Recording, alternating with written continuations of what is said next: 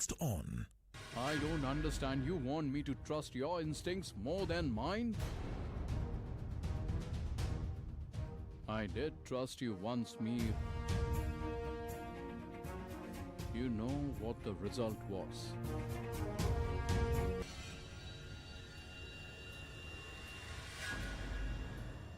What are you doing here?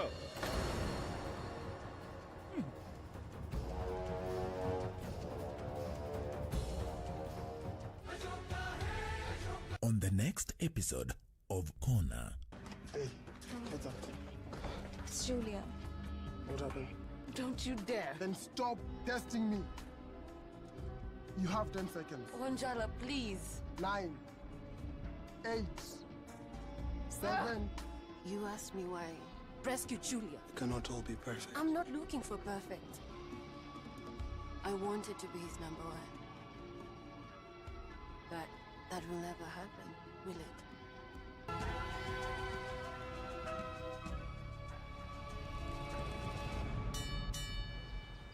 On the next episode of Elena's Ghost. You're completely worthless. You're going to rot in prison. Yes, that's what you think, my love. But before you can imagine it, I'll be out on the street with much more power than I had before. And when that happens, Elena, I'm gonna come looking for you. And I'll watch you throw yourself at my feet, on your knees, begging me for your life.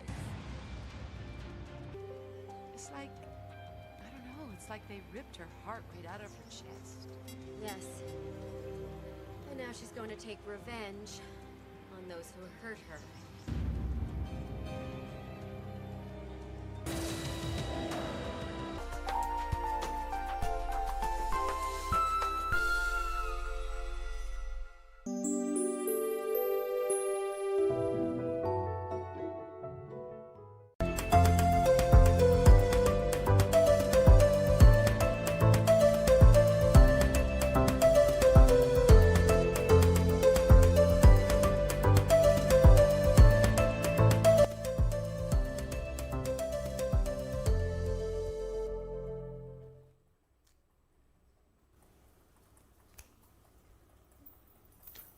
All right, it is the 10th of June 2020, this fine Wednesday morning. A warm welcome to you. Thank you very much for keeping it. Good morning, Kenya. This is KBC Channel 1.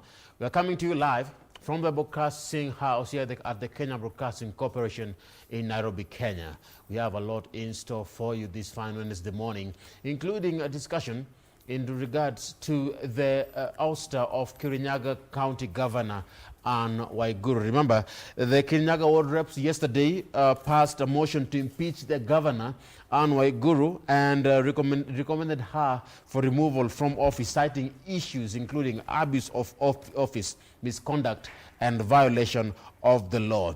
A total of 23 members of county assemblies were there. Out of 33 voted in favor of the motion that was put by Mutira Ward representative, that is Honorable Chinywa Wangui, to remove the governor. So what next in regards to this? Remember, legal issues have been put in on the spot in regards to the legalities of this movement. Well, this morning we shall be putting that into focus as we talk about the viewpoint right here on Good Morning Kenya. My name is Ramaguko. We have a lot in store for you. Remember the Likoni Enterprise Road that was under construction for almost 7 years? This morning on our traffic link-up segment, that will be our focus. We look at the progress of that reconstruction process. It was slated to be opened early March, late March, early April, but we haven't seen that yet. So that reconstruction process has been ongoing, leading to a lot of traffic snarl-up, especially as you just leave Mombasa Road, coming through Likoni Road, going all the way to Jogoo Road. This morning we get to see the progress of that process and how it is affecting traffic. And also with that means I'll be giving you some alternative routes, especially for those that are using that specific road, going about their businesses, given the fact that that road is just enjoying to quite a number of enterprises, both large scale and small scale kind of businesses. Many thanks for making time this early morning. My name is Doreen Arange. Pierre Nkurunziza, the president of Burundi, passes on at the age of 55. Now, the strongman dies of a heart attack days after wife is hospitalized with COVID-19 right here in Kenya, in one of Kenya's hospitals. Good morning. I'm Regina Manyara. We're going to be focusing on regional matters as well as looking at our political scene that seemingly took a turn, especially in Kirinyaga County. Will Anne Waiguru be saved by the Senate?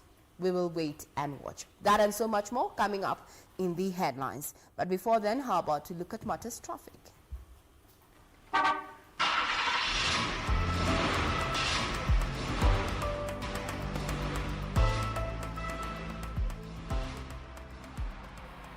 Our focus this morning, like I had mentioned earlier, will be on Likoni Enterprise Road, simply because this is one of those roads that has taken time just for this process to be completed. And before we look at how traffic is doing, let me just show you the images of that specific area. Now, this is Likoni Enterprise Road. This specific road comes all the way from Mombasa Road.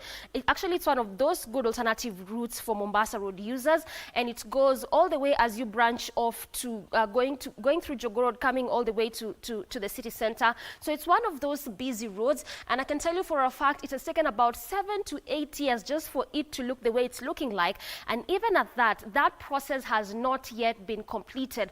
The Kenyan Urban Roads Authority had also mentioned that the road was supposed to be opened up for people and just opened up for traffic. This was late March, early April, but that hasn't quite happened because you can clearly see just from these images that the process is still ongoing. But also, it's important for me to mention that the Kenyan Urban Roads Authority had said that any roads around the city center and even beyond Nairobi that will be under any reconstruction or just new roads to be constructed, they will ensure that they put the NMT, which is non-motorized transport system. They didn't mention anything about the already existing roads that are not earmarked for any reconstruction process, but at least what we know and what they said is that roads such as this, roads such as Ngong Road, roads such as Ngong Road, areas such as Kenyatta Avenue, any road that has just been earmarked for a reconstruction process, or any road that is being constructed from the start, they will ensure that they have those non-motorized transport system. And just from these images, we can see that, because when you look at this image, where you're seeing the tracks, this is the lane designated for both vehicles. And when I say vehicles, I mean both public and private vehicles. When you look on the farthest end, we have a lane designated for motorcycles. Actually, the motorcycles using that specific lane. And on the farthest end, we have the lane designated for pedestrians. So there are 3 lanes. There's lanes for vehicles, for motorcycles, and for pedestrians. And the reason as to why this is important is it is just so as to ease on the number of death cases on the roads as well as traffic congestion. But I'll still be showing you these images just to try and look at the progress of this road and how it's coming along. But before I get to all of that, let's look at how traffic is doing on this specific area.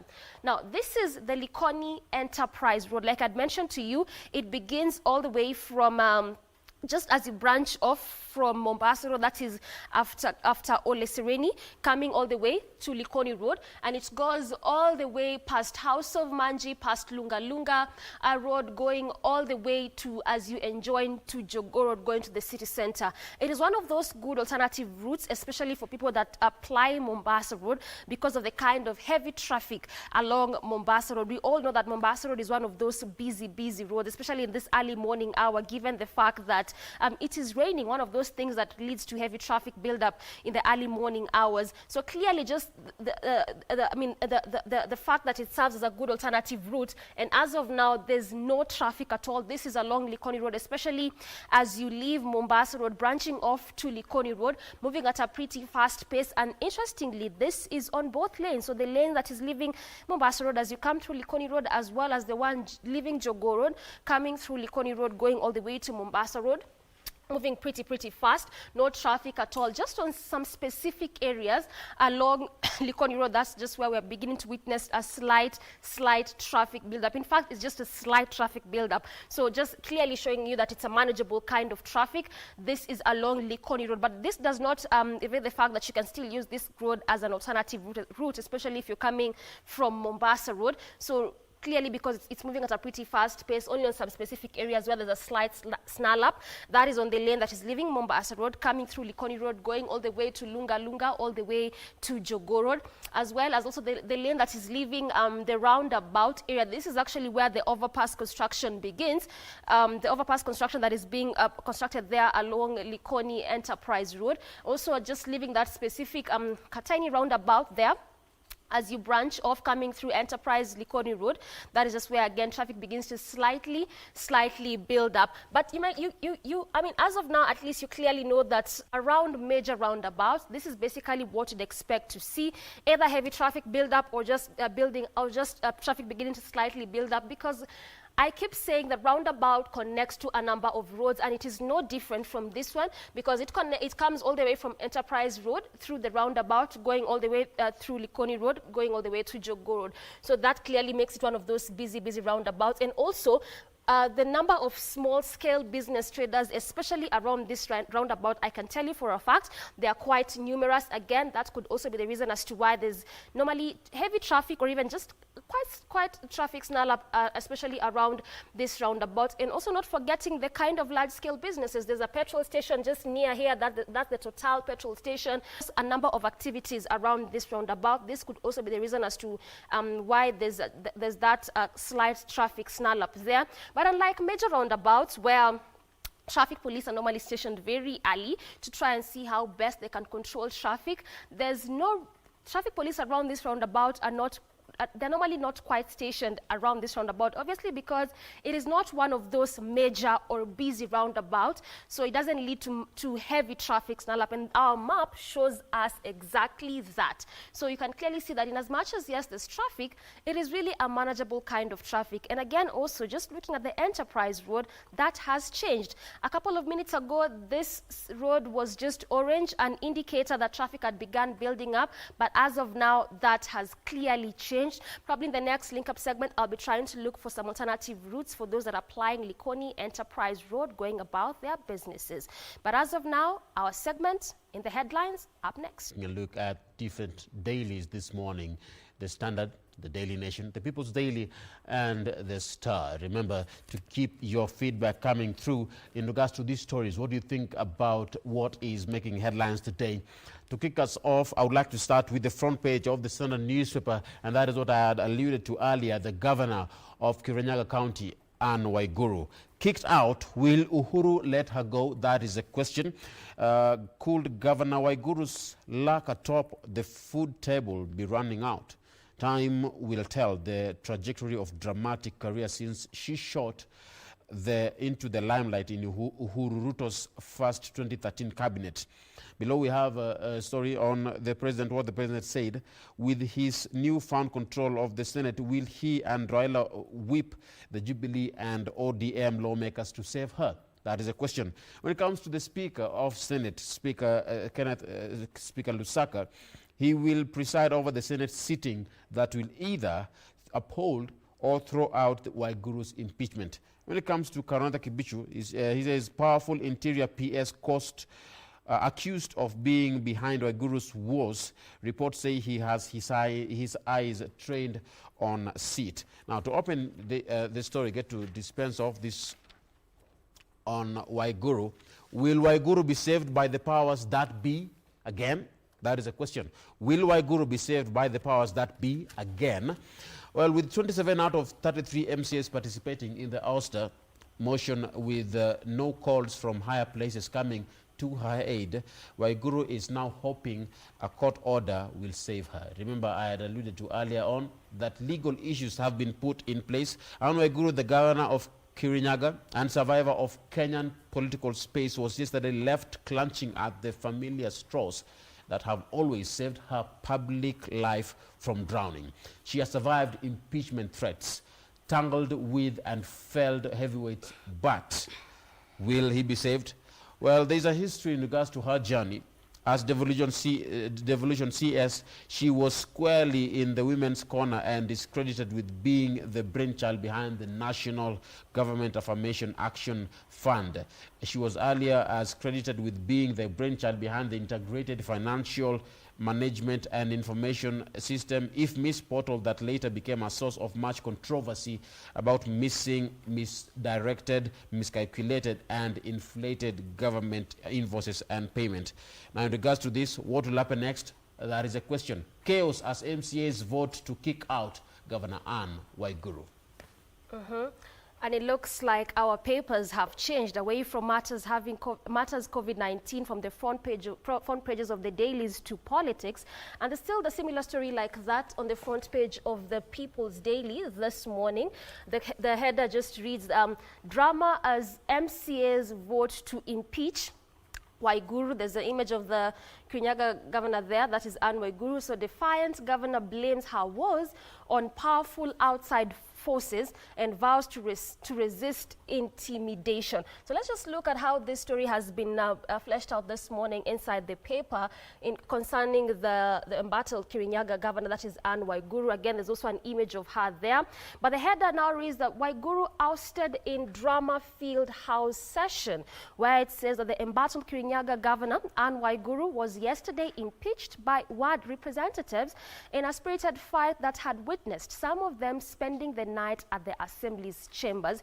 It also continues to say that the journey to yesterday's vote was characterized by threats, intimidation, and de-whipping of some MCAs who vowed to remain focused and united until their whole mission is completed. Now, out of this, a total of 23 out of the Assembly's 33 members voted to impeach the governor. And this was their basis. They accused the governor of corruption, nepotism, and violating procurement laws. There's also another header still in regards to matters Kirinyaga there, where Kirinyaga governor's public office tenure stalked by controversy.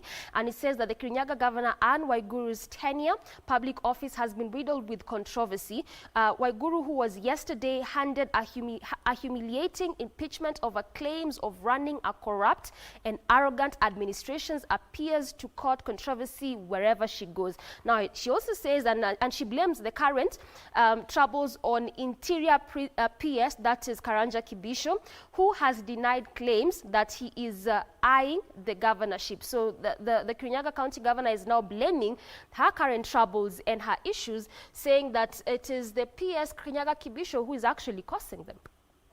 Still keeping up with that issue in regard to Kirinyaga County. Yesterday, indeed, it was a showdown that was covered by various media houses, including our very own.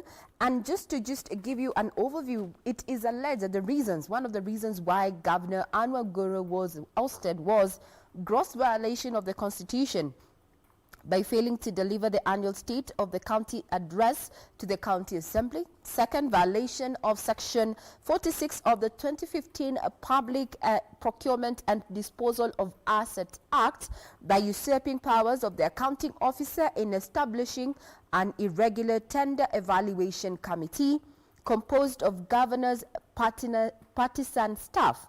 Third, using her office to improperly confer a benefit to herself when she was irregularly paid travel allowances by way of interest amounting to 10,634,614, yet she did not travel.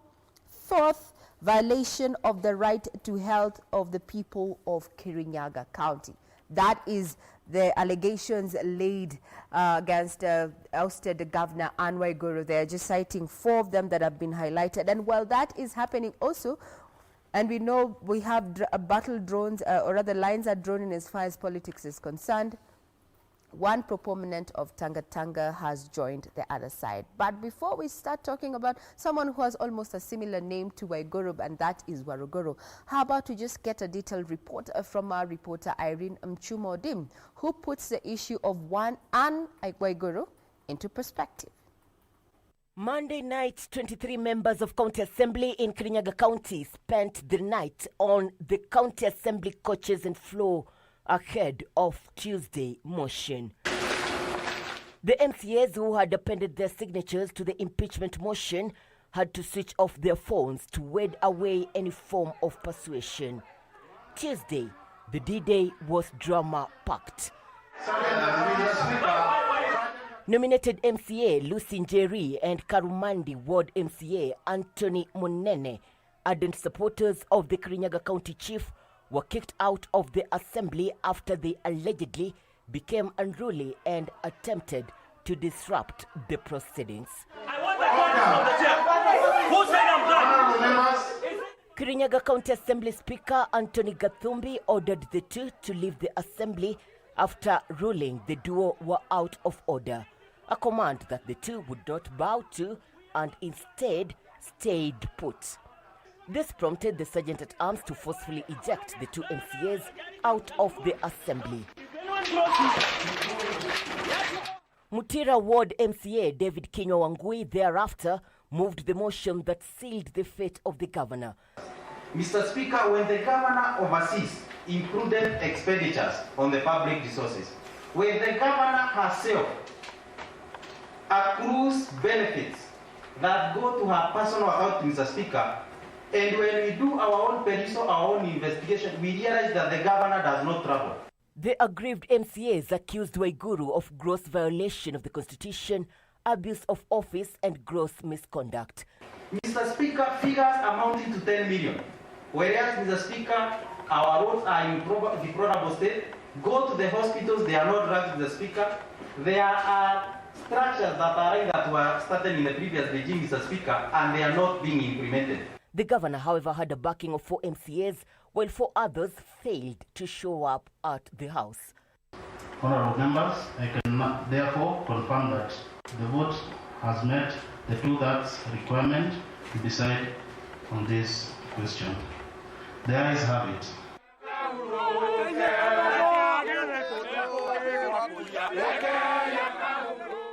Reacting to the impeachment in a statement, Waiguru dismisses the allegations as baseless and waste of time.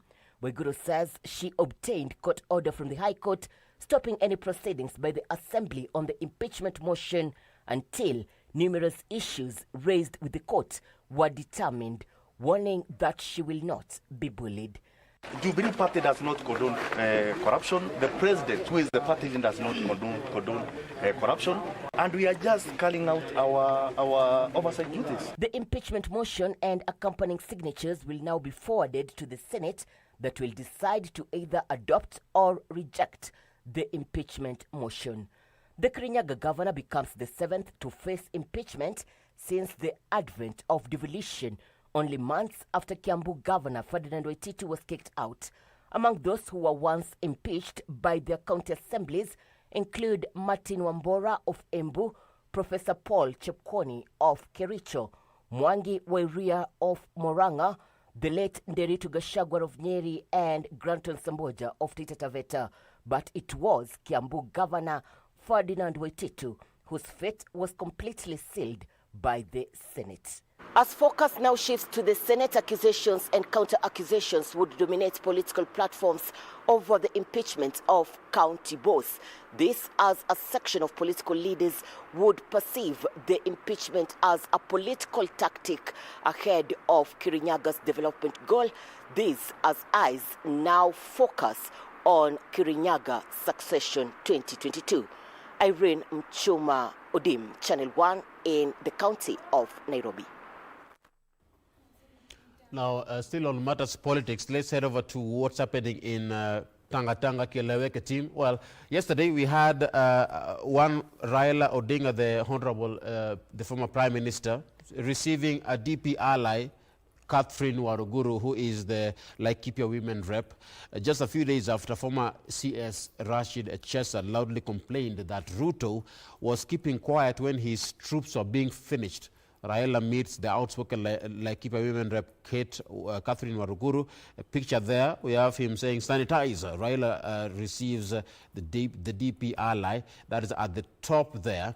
Now, moving on to, still on that story on Waruguru, Ruto allies flee to Raila's embrace. Now, Waruguru says she was not under any duress or coerced by anyone to shift her political allegiances.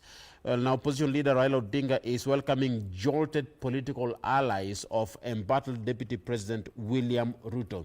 Now, just a few days after former Rashid Echesa had complained about this, women rep among MPs who have received notices of ouster from their committees. Now, the women rep, Waruguru, is a foremost member of Ruto's Tangatanga Brigade who had taken a political sabbatical in the last few months. A fierce supporter of Ruto, she emerged a star of Ruto's brigade that went round bashing the BBI campaign by Raila and President Uhuru Kenyatta. Her surprise appearance at Capitol Hill in company of ODM Minority Whip in Parliament, Junet Mohammed, set tongues wagging. Ruto allies flee to Raila's embrace. Now let's head over to still on politics still. ANC party, we have ODM says, we've no business kicking Mudavadi out of his Amani party. Now, the ANC deputy party leader had claimed that he was under pressure from ODM to take party reins from Mudavadi by Monday evening. Now, the battle for the soul of Western Kenya continued to unravel yesterday as the leadership of political parties that enjoy a large following in the region fought for their survival. And you have the pictured in there of a picture of ANC party leader Musalia Mudavadi. Now remember, Orengo declared support for the legislators' quest for to succeed Kakamega Governor Wycliffe Oparanya in 2022. Mudavadi, the picture there, claims in regards to his ouster from ANC. In ANC, reports have emerged of a plot to ouster Mudavadi amid claims that an MP set to replace him developed cold feet at the 11th hour. ODM, we have no business kicking Mudavadi out of his Amani party. Looks like politics have really taken center stage over the past couple of weeks, just from Jubilee party politics to ODM to Ford Kenya and now to even the ANC ouster. There's also a similar header this morning, and it says that scheme to dethrone Mudavadi from ANC helm splits legislators. Well, a political storm is brewing in Musalia Mudavadi's ANC after some party members clashed over an alleged bid to oust him. The other day it was Ford Kenya, today is ANC. And so now a section of legislators loyal to Mudavadi yesterday accused nominated Member of Parliament Godfrey Osotsi of plotting a coup to destabilize and to disrupt independent parties in Western Kenya. So an MO4 MPs loyal to ANC party boss alleged an attempt to create a single political voice in the region loyal to the government of the day. So they want to create a single voice in Western Kenya. The names of those MPs have been well spelled out there. A day in politics is worth a lot, and as you can see from our title this morning on the Star is that we have a picture there, the former premier, that is Raila Odinga, giving some sanitizer to Waruguru, who dumps Tanga and joins Raila and Uhuru. Now, ODM leader there in the Kika is offers Laikipia woman representative Catherine Waruguru a sanitizer at his Capitol Hill office yesterday. Waruguru, who was accompanied by ODM chief whip Junet Mohammed, pledged to work with Raila and the president. And the story goes on and says this is a shift of loyalty. In central Kenya, Waruguru, who was among Ruto diehards, a position which saw her join the list of 16 allies of Ruto, facing the axe from their plump position in the National Assembly committees in the ongoing Jubilee purge against perceived rebels. The caricature this morning, or rather what you want to term as the cartoon, shows Bungoma Senator there, Wetangula, and Anne Waiguru, who is currently the ousted governor then Kirinyaga, and Duale trying to hold on to some seats. We'll continue seeing so much, push and pull in the political scene as, parties realign themselves. Either you're with the president or not, and if you're not, then you might just be facing the axe. Still keeping up with matters of politics is that the issue of ANC and, the factions of ODM.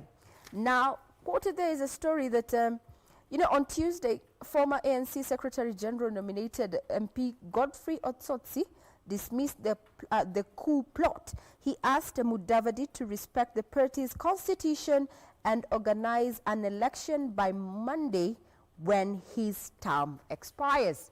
Edward Kabasa has more details on what is happening in the political scene to just give us an in-depth perspective.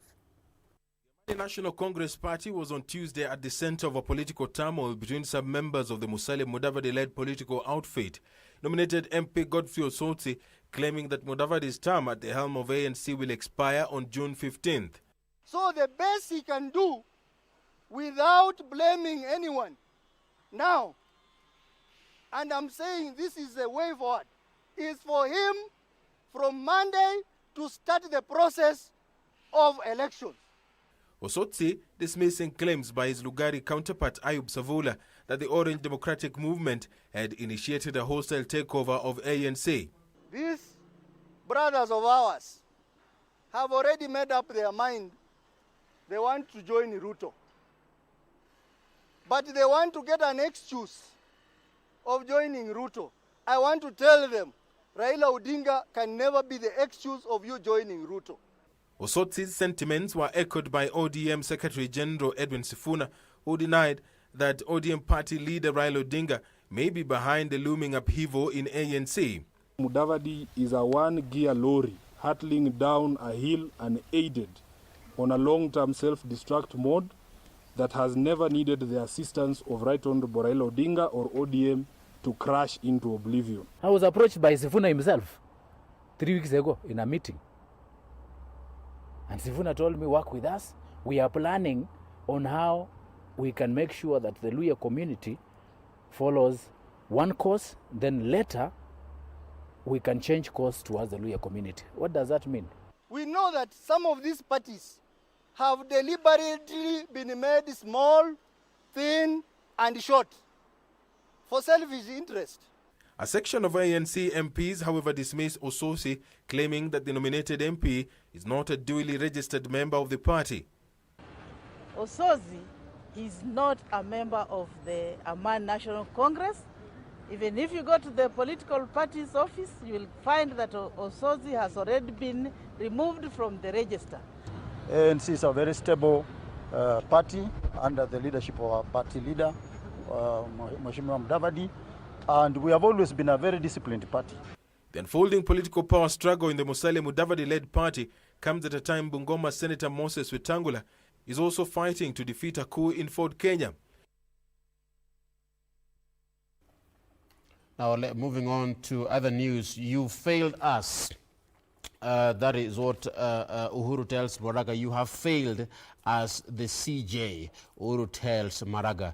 The AG, Kariuki, says it is immoral for the Chief Justice to rant in public about his frustrations with the executive when he has a direct line to the president. Now, the strained relationship between the president and the Chief Justice continues unabated as the dispute over appointment of judges escalated yesterday. Now, in response to the CJ's attack on the president on Monday, the Attorney General Kihara Kariuki yesterday turned the heat on the head of the judiciary, accusing him of seeking public sympathy to hide his failures and mismanagement of the judiciary. The beef started the moment the Supreme Court nullified Uhuru's election in 2017. You have failed as CJ, Uhuru tells Maraga. And keeping up with the wars between the two arms of government, executive and the judiciary, picture there the image of the Chief Justice, that is David Maraga. The header in line with the image just reading, "Stop blaming President for your wars," the AG now tells the CJ. And the war of words between the executive and the judiciary escalated yesterday, with the AG accusing CJ Maraga of playing to the public gallery and whipping up emotions calculated at blaming his challenges on the president. So now, in a strongly worded rejoinder, to the CJ's attack on the executive on Monday, AG Kihara said the public attacks against President Kenyatta and the executive at large do not bode well for governance in a constitutional democracy. Remember that these are the ongoing wars between the two arms of government, that is the judiciary and the executive. Now, still keeping up with that drama that is ensuing between the executive and the judiciary, indeed, it has been ably captured in various dailies this morning. And just to quote what we have on the Daily Nation is that Attorney General Kihara Kariuki castigates the Chief Justice Maraga for issuing a public statement to pile pressure on the president to appoint 41 judges. We had the list of those 41 judges, and now what is going on is that this is in quoted here is the AG. Such respect and difference is seriously undermined when the Honorable CJ engages in frequent vitriolic attacks on His Excellency the President. That is the Attorney General there, who's come in the support of the executive, and amid allegations by the judiciary. The top man that they had there, that CJ, saying that there's been a delay and he's tried to seek audience with the president, but all that has fallen on deaf ears. Now, the executive further blames CJ for failing to properly handle corruption cases. Yeah, the war on corruption has been undermined significantly by the failure of the judiciary leadership in unlocking critical cases. Is this so? We will be keeping tabs on that, but for now, let's get our court reporter Njoe to give us an overview of what happened yesterday, especially now after the AG comes to support the executive against allegations from the judiciary. A day after the judiciary took the executive head-on over a raft of issues, among them separation of powers, the executive, through the Attorney General Paul Kihara, has come out to respond with an equal gusto. For the second time in less than a week, the Honourable the Chief Justice has taken to launching a public attack against His Excellency the President and the executive at large through an avalanche of press conferences. This is not only a serious breach of established norms of government, but is also a puzzling move given the direct line of communication that exists between the Honourable the Chief Justice and His Excellency the President. The alleged refusal by the President to appoint the 41 judges nominated by the Judicial Service Commission, which was among the bone of contention between the judiciary and the executive, also getting its fair share of the AG's response. His Excellency the President will not abdicate his role as head of state and government to appoint persons with a questionable record to serve the nation in the solemn role of judge.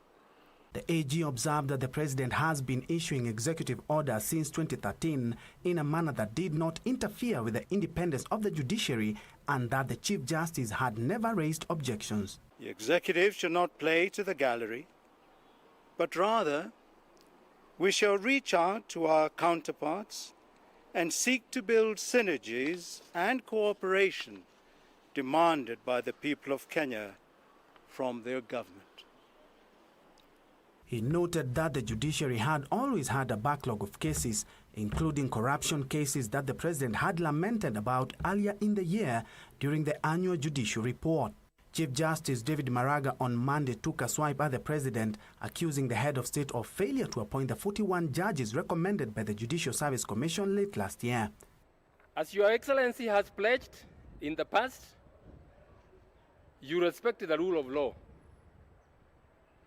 I urge you to now demonstrate that faith and respect the rule of law by complying with those two court orders. The executive is ready and willing to work with the other arms of government and in delivering the Kenyan dream as so eloquently enunciated by His Excellency the President during the Madaraka Day State Address.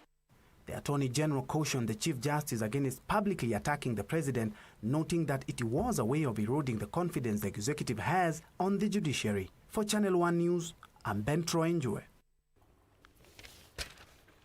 Now let's head over to Burundi, where we have the death of Pierre Nkurunziza, Burundi's strongman dies months to retiring.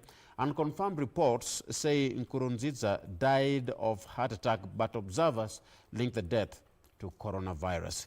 And the death of Burundi's outgoing President Pierre Nkurunziza was announced late yesterday, barely months after our parliament, which pledged near total allegiance to him, voted to declare the 56-year-old supreme leader. And confirmed reports say that he died of heart attack, but observers had linked it to the COVID-19 pandemic related complications on the backdrop of his and his country's initial denial and eventual ignoring of the ongoing global pandemic. Now, he ruled the East African country for 15 years. Now, President Uhuru Kenyatta had sent his condolences, and he said this, and I quote, "Death has robbed East Africa of a prominent leader whose contribution to the integration and process of the region shall be sorely missed." End of quote. Burundi's strongman dies months to retiring. Now, moving on to still COVID-19. You have the WHO says that you may not get virus from sick people with no symptoms. That is according to the WHO. Global Health Agency also revises guidelines on wearing of masks, says there is little evidence that virus is airborne. Most transmissions are from asymptomatic people to those they come in contact with who have no protective gear on. WHO says you may not get virus from sick people with no symptoms. And before I get to move to matters COVID-19 this morning, still keeping up with Burundi's strong man, Pierre Nkurunziza, where Burundi's Nkurunziza dies of cardiac arrest. The image of the then Burundian president who just died also has been pictured in there. And then so Burundi's outgoing president Nkurunziza died yesterday after suffering what his government said was cardiac arrest, and this was at the age of 55. He had been set to hand over power to Evariste in August, and this was him handing over power after serving for 15 years in that specific country. A number of leaders just continued sending in their condolences. There's also our president sent in his, and there's a bite here from the president where he says that he was an outstanding regional counterpart who served with distinction. So we just sending condolences to the then Burundian president. Now, away from that, now to matters COVID-19 this early morning. And so now the country staring at health crisis, and this is as virus cases soar after 127 more people tested positive yesterday, where the country was yesterday staring at a health crisis due to the rising COVID-19 cases, and this is after 127 persons in the last 24 hours tested positive. The spotlight again just turning back to Kibra and other informal settlements. So while presenting the current situation of the country, the health CAS said the number of confirmed cases now stands at 2,989, just close to getting to the 3,000 mark. And this is also after the death cases rose to 88, with Nairobi leading with the infections. Also in the article, the counties have been well spelled out there. The counties that have the highest cases also well written. Nairobi is still topping the list of the counties with the highest cases. So far as a country, we are at 100,683. These are the number of total confirmed, total tested persons, and this is after the first case was announced in the country. And this just brings the number of recoveries to at 873 so far recovered cases, and the number of deaths standing at 88. And so far we are at 2,989. This is after 127 persons tested positive. Again, also we have the map of Kenya there with the counties well spelled out, showing you the counties with the leading cases as well as those with the least cases. Now, those stories are the death of the president of Burundi there, that is Pierre Nkurunziza, made headlines, or rather was made headway yesterday, given that now the information that we received from yesterday is that he passed on of a heart attack-induced death, but his wife is still receiving treatment for COVID-19 at one of our local hospitals right here in Kenya, and we wish her a quick recovery there. Remember that Burundi itself went against the WHO directives in as far as COVID-19 is concerned and went on to have elections. And there's been term, especially critics of the president, the late president, saying that he had planned to give it to a favorite, to hand over power to a favorite. We'll be keenly watching on what is going to happen to that particular country that happens to fall within the larger East African community. Now, still keeping up with matters of COVID-19, is that there's been some bit of hope with Kenyan experts saying that Kenyans may escape total COVID pandemic. Reason why is that compared to countries that have been devastated by the pandemic, with African countries ruled out of low testing as a cause for numbers. Now, Africa's numbers are low in spite of less stringent lockdowns as seen in Europe and the United States, where the pandemic has killed hundreds and thousands of people. We argue, and they quote these are the specialists here, scientists, is that Kenya may escape the full-blown COVID-19 pandemic partly because of its youthful population, warm weather, and some assumed immunity gained through exposure to similar diseases. That is what scientists have said in regard to that. But now, still keeping up with issues of COVID-19, is that a statement from CAS Health, Dr. Rashid Aman, is that stigma still remains a major hindrance in the fight for COVID-19. Captured there, rather, just more details about how stigma is affecting, efforts to stem the spread of COVID-19. Is that the Health CAS Rashid Aman says stigma to those who have tested positive of the virus must not be tolerated. Fighting stigma, he noted, would help stop the silent spread. This is because more people would be willing to go for testing.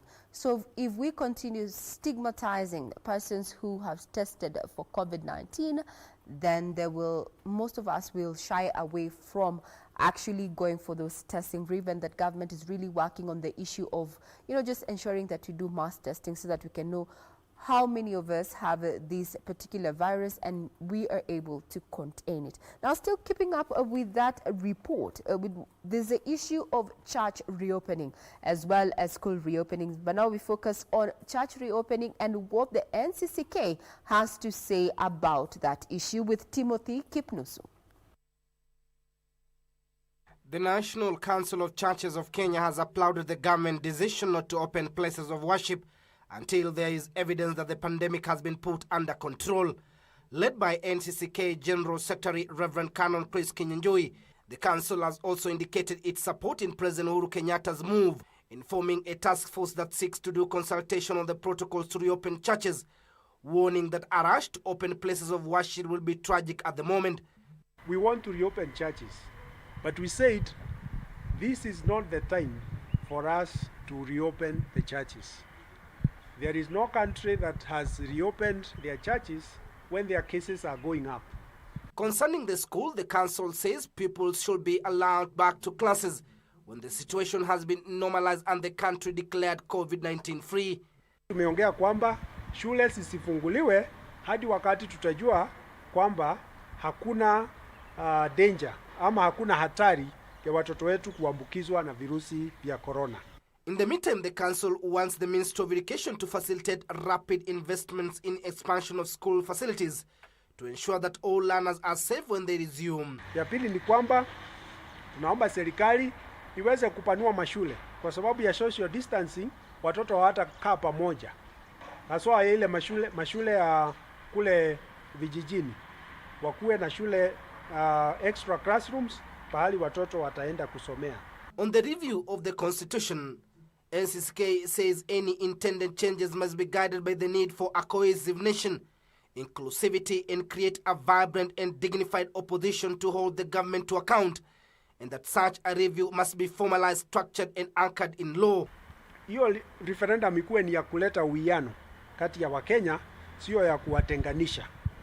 Ya pili ni kuwa kwamba ile serikali itaundwa katika hiyo katiba ikuwe ni ya kuleta watu pamoja na sio ya kuwacha wengine nyuma. But the clergy under the Kenya Pentecostal Churches Alliance in Kajiado says the continued closure of churches was financially hurting such institutions and should be allowed to reopen under established protocols. I don't know where we're going to get money for buying like a sanitizer booth because we do not have money. The bills we pay through the offertory, and we have not gotten the offertory for 2 months. Tunaona tukiambiwa ya kwamba kanisa is part of social gathering. I think we are not part of the social gathering. Social gathering ni marikiti, mahali kama mikutano ambayo ni ya kisiasa, lakini sisi ni watu wa dini. Reporting for Channel 1 News, I'm Timothy Kipnoso.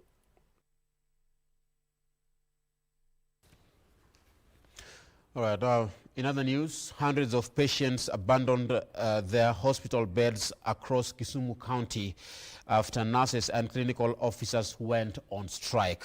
The most affected were patients in Kisumu County Hospital, Jaramogi and Jaramogi Oginga Odinga Teaching and Referral Hospital, where medics deserted their workstation, saying they would not continue rendering services upon the expiry of a strike notice issued last week on Tuesday. In the headline there, patients on their own as medics go on strike. Strikes come at a time when the country is dealing with the COVID-19 pandemic. Now you may wonder, what about the governor of Kisumu County? What is he doing? Well, the governor, Professor Anyang' Nyong'o, said a bigger percentage of the workers' demands have been addressed by the called on the medics to be patient as the remaining issues are being sorted out. Now, quoted there, this is not the time to abandon patients. That's according to the governor. He said, given the health challenges posed by the COVID-19 pandemic, this is not the time to abandon patients. I'm urging the medics to be patient and resume work. Patients on their own as medics go on strike. And sticking with Kisumu counties and the problem there of health workers planning to down their tools, it says that the health services in Kisumu are set for paralysis, and this is after workers made good their threat and began their strike yesterday. It is a time where you do not expect health workers to go on strike given the current situation in the country of the rising COVID-19 cases, but it looks like it's a different situation when you come to Kisumu County.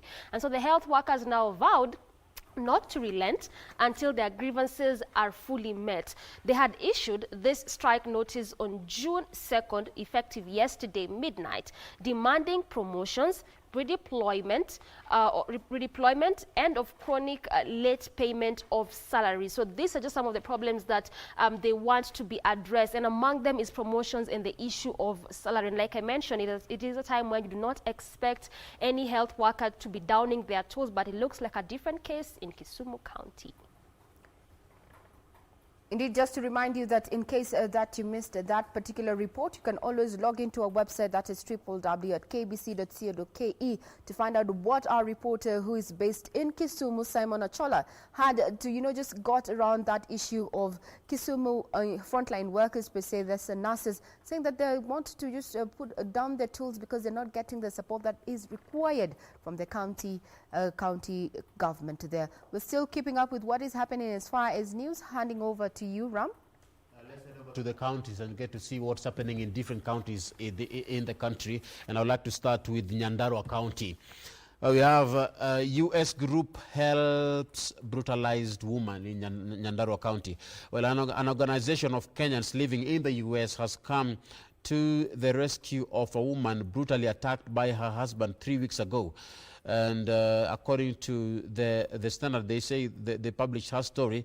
The Kenya Men Empowerment Network, KEMEN, has donated 46,000 Kenyan shillings to cater for the woman's medical expenses. Her husband sprayed pepper on her sensitive areas and later sealed them with super glue. Well, U.S. groups helps brutalized women. Let's head over to West Pokot County, where we have a prison to make reusable masks. The Kenya prison is set to produce 500,000 reusable face masks to be distributed to inmates in efforts to combat the COVID-19 pandemic in prison facilities. In Murang'a County, a man dies forging 15 million shilling land title. Well, a man who allegedly falsified a title deed of a parcel of land in Makuyu valued at 15 million Kenyan shillings, has been charged with the offense.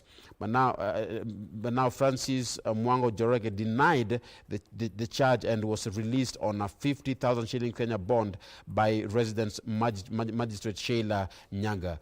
Earlier on I said man dies, it is man denies forging 15 million shilling land title. All right, now let's head over yet to another county, and this is in Homa Bay County. In Homa Bay County to spend 579 million shillings on roads. Well, the Homa Bay County has started constructing roads worth 579 million, with each of the 40 wards poised to have a minimum of 2 roads. Now, Governor Cyprian Nawiti on Monday awarded tender documents to 53 contractors who will undertake the project. Now, moving on to Kwale County, Mvurya waives hospital charges. In Kwale County, Governor Salim Mvurya has announced a 30-day waiver of fees for treatment of minor ailments at public hospitals to cushion local residents against the effects of the COVID-19 pandemic. These are in the counties. Sticking with the counties, I'll start with Lamu County before I get to look at other counties and the stories making headlines in different parts of the country. So Lamu leaders fault governor for laxity, where the Lamu MCAs have now accused the area governor of failing to utilize 157 million supplementary budget approved 2 months ago to help in the fight against COVID-19. Now, with less than a month before the current 2019-2020 financial year ends, the MCAs expressed doubts over the governor's preparedness for COVID-19 positive cases. So that's just what MCAs in Lamu County are saying, faulting the governor of lack of proper utilization of the money that was given there in the fight against COVID-19. Away from Lamu, coming to Laikipia County, and now TSC develop revision app for candidates there. This is in Laikipia County, where the county government has entered into a collaboration with Teachers Service Commission to ensure they develop an e-learning system targeting Form 4 students as education institutions remain closed due to this pandemic. Now, the county education executive Tabitha said the system was being piloted in some institutions by teachers who are ICT and science subject champions under the guidance of TSC, and was meant to help candidates revise as the reopening of schools still remain uncertain. That is in Laikipia County, at least trying to look for what they can do to help candidates. This about the Form 4 and Class 8 candidates, saying that the future of reopening of schools is still bleak, and we may not really be sure when schools might reopen. Now, coming to Nakuru County, COVID-19 testing head for Nakuru, where Nakuru County will no longer take samples from suspected patients to Nairobi, and this is following the approval by the devolved units administration to set up modern labs. That is in Nakuru County. At least a reprieve there for Nakuru County, where they no longer have to bring tests to Nairobi, and they can just do it by themselves there. Now, still keeping up with the counties, is that Turkana county government is blaming the national government for the current cases that have been recorded in Turkana County. Now, Muthama has been, or rather, Turkana County Commissioner Boniface Muthama said, however, the county is not on lockdown, and hence barring truckers is illegal. Now, Muthama has been blamed the county for allowing truck drivers to spread the virus.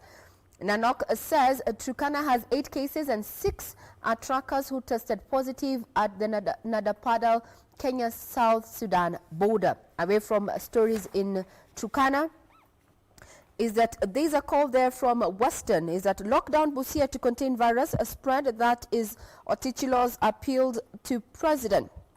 And he says that most cases that are reported in Busia are truck drivers who cross through Kakamega, Bungoma, Trans Nzoia and Vihiga while heading into or out of Uganda. Away from the western region, there's also an issue here in eastern and northeastern counties. Focusing on Machakos, here is that truckers will only be allowed half an hour in Machakos. That is according to Governor Mutua there, who says for minimal interaction with the residents, they should just only stop to refuel. Governor Alfred Mutua has directed the county inspectorate to state to ensure all truck drivers from Mombasa present COVID-19 certification before allowed to come through the Machakos border.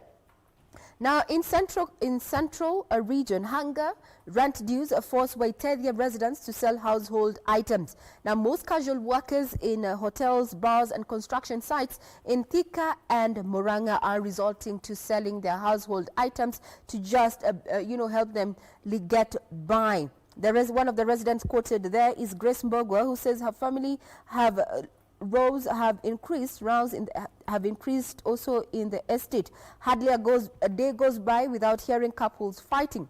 Stress levels are on high because of the frustrations caused by the pandemic. Still keeping up with the county news, we cross over to Meru County, and I'm sure if you are on social media platforms, you might have come across a very controversial clip of none other than Mwangaza.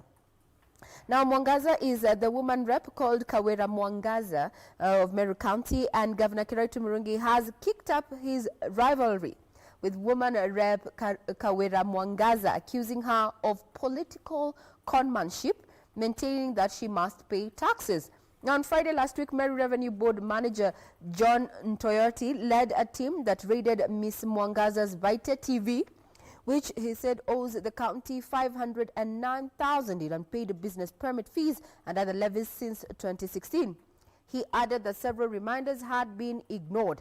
Now, drama ensued, and maybe that's the reason why you got to see that particular video clip where allegedly Mwangaza was engaged in a shouting match, claiming that she had paid the taxes. That and so much more coming up in the counties, as prepared by reporter Ben Chumba. Cargo transporters are expected to begin using the standard gauge railway from 1st July this year. However, a section of stakeholders in Mombasa feel there is need for stakeholders to resolve underlying issues. And we will now be engaging to see it is always better, instead of talking against each other, is talking with each other and talking that this is a problem that needs to be addressed, and the problem that is there is clear, that our people are getting hurt. In Kitale, families of 2 women allegedly murdered by one man say they are living in fear despite the suspect being in custody. Anapeana vitisho vile atakuja kutuua, atatoka, aka anajaribu, niko na uhakika vile ninaambiwa ni kweli. Elsewhere, residents from Thika East in Kiambu County, most of who are small-scale farmers, are decrying huge losses after monkeys invaded their farms and destroyed crops. Kwa hivyo ukikuta kamekuwa kidogo, unakata kaenda kwa nyumba, watoto wakule tu ikiwa hivyo. In Kisii County, youths in Kitutu Churches sub-county have resolved to fix a dilapidated road in the area to protest what they term as lethargy by the county government. Inaonekana ni kwamba sasa kama hakuna hiyo pesa ya kufanya kazi, wananchi wajue kwamba wanajifanyia kazi, kuliko kukaa na pesa kwa ofisi na ili hali kazi haifanywi, barabara sipitiki, hakuna mitaro, fences zimepomolewa na watu wanaendelea kuteseka. And transport along Olkalau-Njambini Road remained paralyzed for 2 months now after the Thai bridge on the Thai River was mashed away by floods in April. Tunataka vile tunaweza saidika katika hii bridge ambayo tumesimama kwayo saa hii. Meanwhile, Maendeleo ya Wanawake organization through its chair Rahab Muhiu has lauded the government for its commitment to enhance gender equality in the country following the election of Professor Margaret Kamar as the Deputy Speaker of the Senate. We are here to say she deserves it as a Deputy Speaker. Professor is up to it. Finally, in Obama village of Awendo sub-county, Migori, residents have come together to streamline access to services and support the vulnerable members of the community. We also mobilized resources from the community, which enabled us at least to provide a few foodstuffs to about 140 households. Ben Chumba, reporting for Channel 1 News. Now, that brings a wrap to matters in the news headlines. Remember, if you've missed just the highlights of the stories that are made in headlines in the last 24 hours, our website is www.kbc.co.ke for more details regarding the stories that we've aired and also what we have captured on our various dailies. But we also want to remind you that with the issue and uncertainty around the ouster of Anne Waiguru, who is the governor of Kirinyaga County, question is, will the Senate save her? We'll be having this conversation in not too long with my colleague Ram Aguko as he engages various leaders, especially MCAs from Kirinyaga County. Remember, we appreciate your feedback, and our Twitter handle is at KBC Channel 1 TV. Mine is at Ray Manyara. His is at Ram Aguko and Doreen Arangi. What do you think? What are your thoughts around Anne Waiguru? Will she survive? Will Senate save her? And if not, what are her options if that does not sail through? But before we speak matters politics focusing on Kirinyaga County, how about we cross over and look at how now roads are faring at just a few minutes after 8.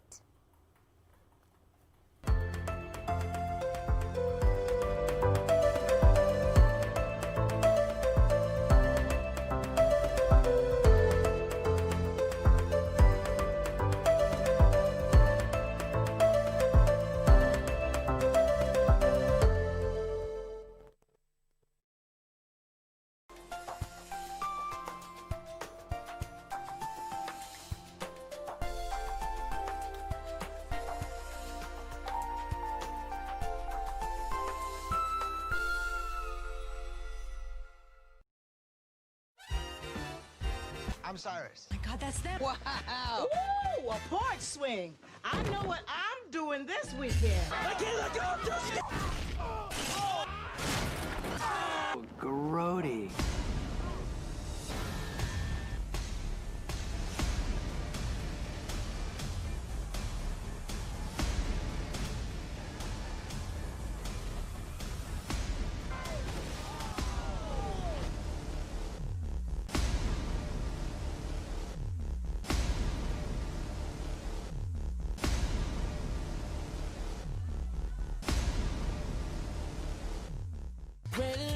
Embakasi Utawala tuko locked. Ungem Utanyahururu Kasuku Massive. Jeshi ya Nyeri Coast Maua Nakuru kwa locked mbaya. Kigumo Ward na ambao wote wako ndani ya KBC Channel 1. Akulaliki Wednesday bila the rev. Mbotela Outer Idara Kitengela. Kiambu County 33 Pipeline Meru anawakilisha. Rongai Maboxer pale go down. Karatina Outer Mlolongo wana enjoy show. Lare Sub County Outer Githurai 45. Lanet Barracks tuko ndani yake. Okongo Outer Carnation Maragwa Seti Nairobi. Fika wako locked mbaya sana. Watu wangu wa Nakuru Ngwaro. Outer Gilgil. Live kutoka Mazeras Bahati Massive. Mwathika Massive. Siaya Shikambi Kakamega Bungoma County. Kusia Boda Kisumu City. Malindi yote iko ndani ya the rev. When I'm in Kenya, I tune in to the rave. Get your mind brave, focus, conscious. Kenya. East Africa. Right. Keep it locked.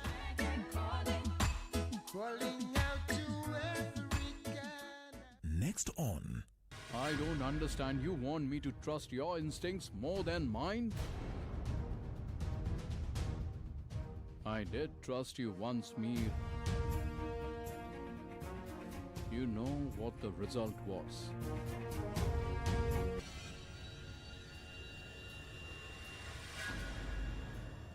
What are you doing here?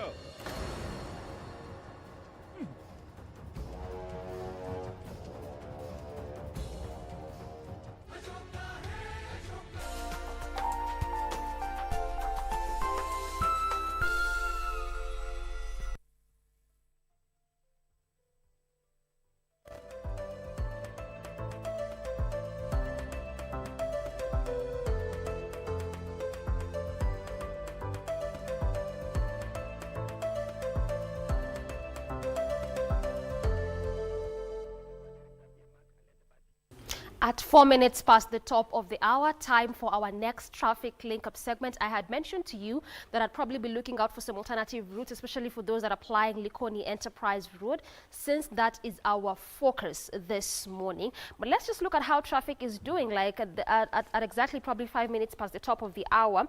Remember, earlier on, you are barely spotting any traffic. And as I was telling you, Likoni Road serves not even south, but is one of those good alternative routes, especially for those that ply Mombasa Road. It is raining, since late last night. So again, in times where there's at least heavy rainfall, or even at least it's a bit raining, there's normally traffic buildup, and sometimes even heavy traffic buildup, especially as you come to the city center in this early morning hour. But clearly, right now, Likoni Road again still could be one of those good routes that you can use. This is if you're coming from Mombasa Road, just branching off there from branching off at the Airtel Kenya as you come to Likoni Road, because that is where Likoni Road begins. Looking at how Mombasa Road is doing this early morning, traffic really beginning to building up, and in some areas along that road, moving at a really slow pace. So that ultimately means if you're coming from Mombasa Road,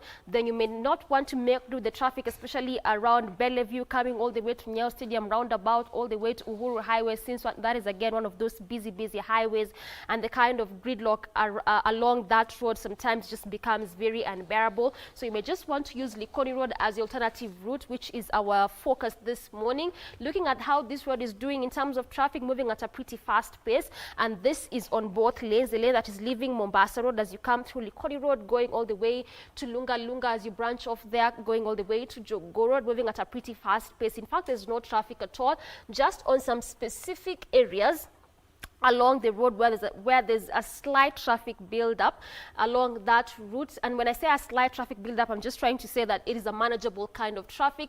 So it means that in as much as, yes, traffic is beginning to slightly build up there, at least it's quite manageable, unlike traffic along Mombasa Road. Now, coming to that roundabout where the overpass is being constructed there, this is still along Likoni Enterprise Road. You can clearly see just from our image, things have totally changed. In the first hour, when you're looking at how traffic was doing, that early morning, we could barely spot any traffic build-up. In fact, it was just on some specific area where there was just a slight traffic snarl-up, and that was clearly indicated by the orange color. As of now, it is a cocktail of colors, because we have the orange, the red, and the maroon. And just for the benefit of our viewers who may not be understanding why we really see different colors, the orange color is an indicator that traffic has begun to slightly build up, but it is quite manageable. The red color is an indicator that traffic is building up and moving at a really slow pace. The maroon color on the other side is an indicator that traffic is really heavily building up, and it is at a standstill. And that is just what we are witnessing around this entire roundabout. But it is obvious, this is just what you'd expect to see around roundabouts, whether it's a major roundabout, just a minor roundabout, or even intersections, because then they connect to a number of roads, and it is no different from this Likoni Enterprise roundabout, because it comes all the way from Likoni, that is from Mombasa Road, as you use the Likoni Road going all the way to Jogoo Road, and also branches off from and to Enterprise Road. And again, Enterprise Road is one of those busy roads, I can tell you for sure, because the number of businesses just along this specific route, they are quite numerous. And when I talk about businesses, this is in both large scale and small scale kind of businesses around Enterprise Road. And also that is just why it was necessary at least to have that overpass, because this is again in a bit reduced traffic congestion. But before we continue looking at the traffic, let me just show you the images for those that might not have caught up with our first link up segment. This is how Likoni Enterprise Road is looking like as of now in that reconstruction process. I had mentioned to you earlier on that the Kenyan Urban Roads Authority had said that any roads that were being reconstructed or any roads that have been earmarked for just a beginning construction process, they are to have the non-motorized transport lanes, or if you make the NMT. What that simply means is that these roads will have designated lanes. You see, on major roads, and even just on some roads, you normally just have one lane which caters for both public vehicles, private vehicles, pedestrians, and motorcycles, which again becomes very detrimental and also leads to a lot of traffic snarl-up and sometimes death cases, because you can imagine all these three entities just using a specific lane. But what now they're set to do is to have designated lanes. So what that means is that there will be lanes specifically spaced out for vehicles, lanes specifically for motorcycles, and lanes for pedestrians. And you can see just from our image where we are having the tracks, that is the lane that will be for vehicles, public and private. On the other side, you can just see an image of a motorcyclist there. That will be the lane that will be slated for motorcycles. And on the farthest end of that image, that is the lane slated for both pedestrians. Now, this NMT, again, is just to ease up on traffic congestion and to ensure they do away or even just reducing the number of death cases. I was mentioning to you that having one lane where everyone is using sometimes can lead to even death cases. And so this is just the ongoing works around Likoni Enterprise Road. It has taken about 7 to 8 years even for us to be at this stage where we can even see at least works ongoing. But again, also we can laud the Kenyan Urban Roads Authority, because this is not the only road in which they are reconstructing. We have seen other roads where they have ensured, like Kenyatta Avenue, that at least we have these lanes to ensure that also pedestrians are catered for as they go about their activities. But when this road will completely, the construction will be completely done, we'll still continue to keep tabs for you and see at least how that will have impacted or reduced the traffic congestion along this road. This is the Likoni Enterprise Road. The work's still ongoing there, but it looks like at least it's coming on well, because in terms of traffic, when we're just looking at our map, we could barely spot any traffic gridlock, the heavy traffic buildup like how we'd expect to see in this early morning hour. But also, it has changed quite a bit. You remember in the past couple of minutes when you're looking at this road, we could barely spot any gridlock, especially on the lane that is leaving the roundabout coming through Likoni Road. As you go to Mombasa Road, on that lane, there was barely any traffic, but as of now, that has changed. But in as much as, yes, there's traffic, at least it is quite manageable. That is just on specifically the lane that is leaving the roundabout as you go all the way to Mombasa Road. On the other lane, though, there's no traffic at all, so it's moving at a pretty fast pace. But I had mentioned to you that Likoni Road is one of those good alternative routes. Now, on this lane where you're seeing the orange color, that is the lane that is used by people that are coming from South B or coming from Mombasa Road, using Likoni Road as an alternative route, going all the way to Jogoo Road, all the way to CBD. So again, we would expect to see traffic gridlock. But even in as much as, yes, there's a bit of traffic, at least it's quite manageable, moving at a not at a fast pace, but at least moving. That means it's not at a standstill.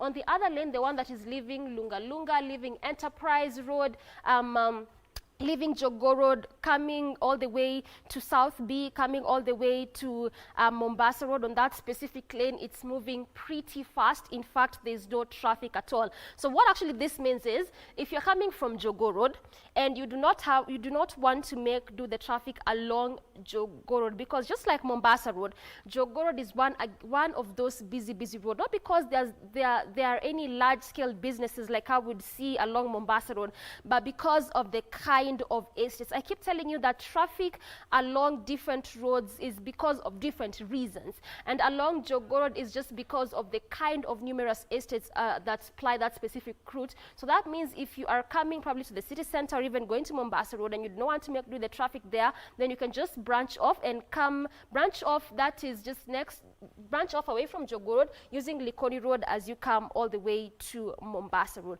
So that's that in terms of traffic. This morning, our focus has been centered along Likoni Enterprise Road.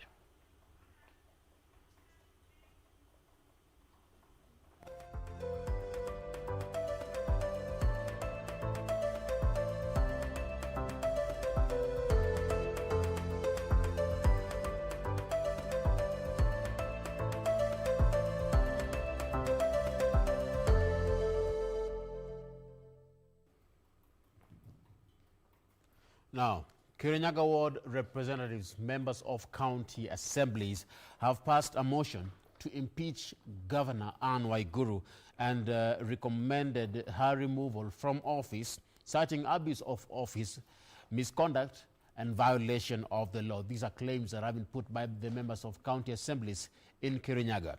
Now, Honorable Kinyua Wangui, the member of county assembly who moved the motion of her impeachment, cited misuse of funds, and he said that even in one of the local TV stations that the attempts to meet the governor to address the issues raised had failed.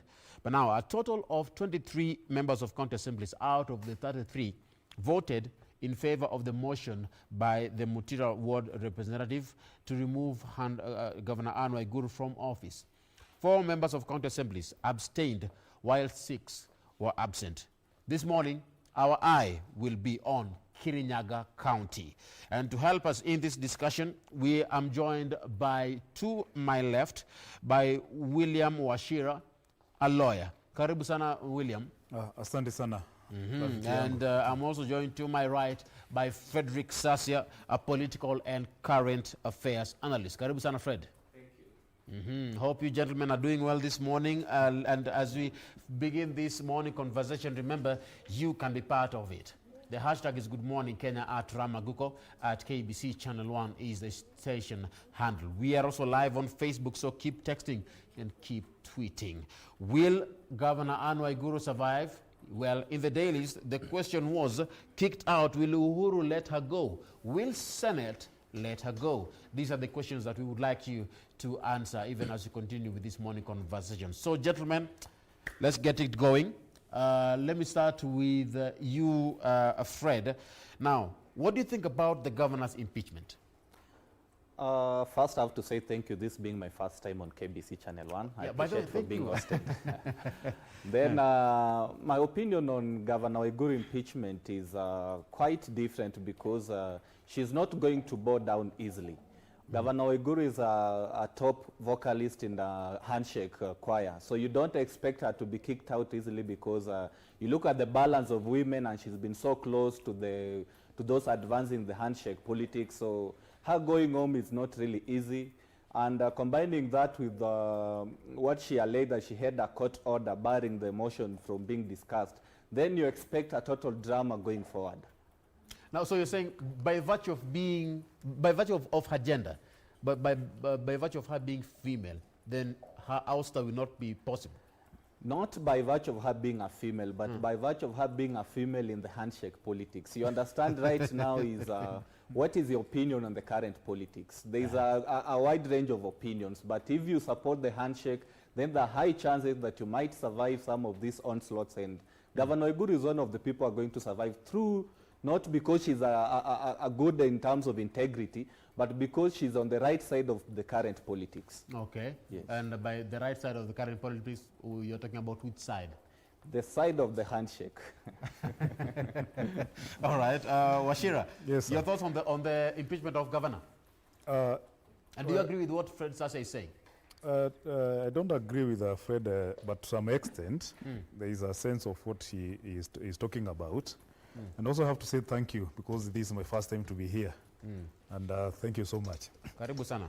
So, on Governor Waiguru issue, it's what we say, pride come before a fall. And she has bite more than what she cannot be able to chew. And you see, she has been going all around, speaking and saying that she is the Mount Kenya kingpin, and she's the one, she's a spokesperson from Mount Kenya.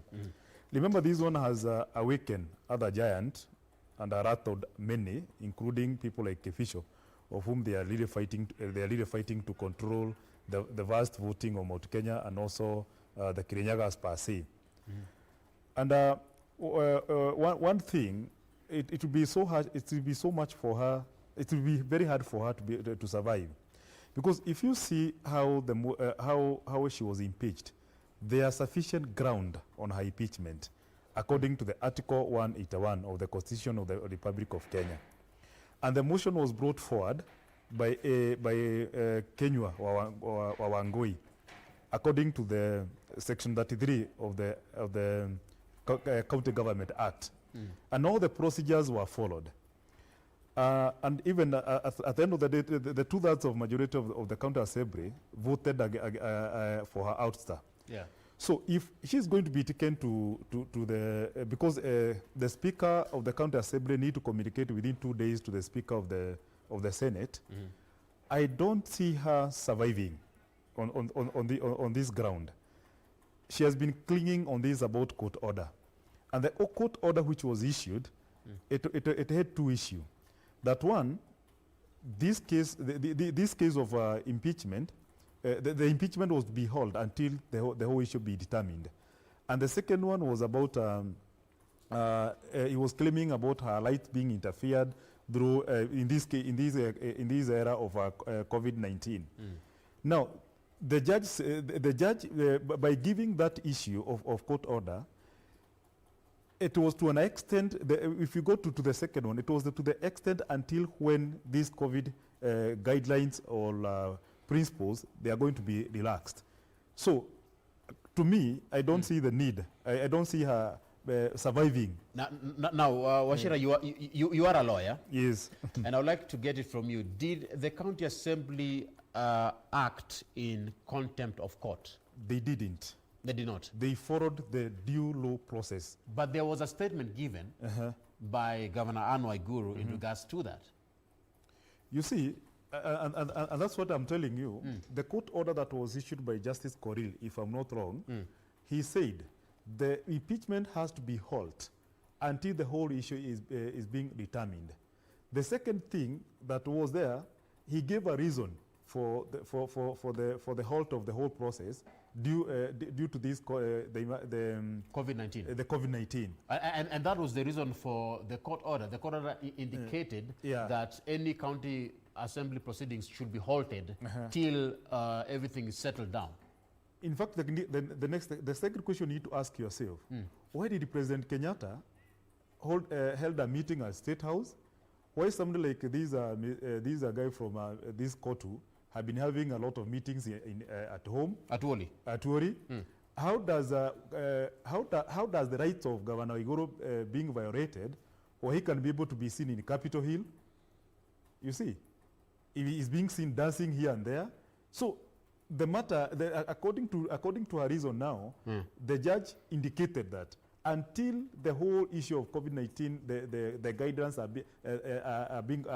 going to be relaxed, they can go on with the process, since the court cannot interfere with the independence of the county assembly. Do you agree with that? Did the county assembly act in contempt of court?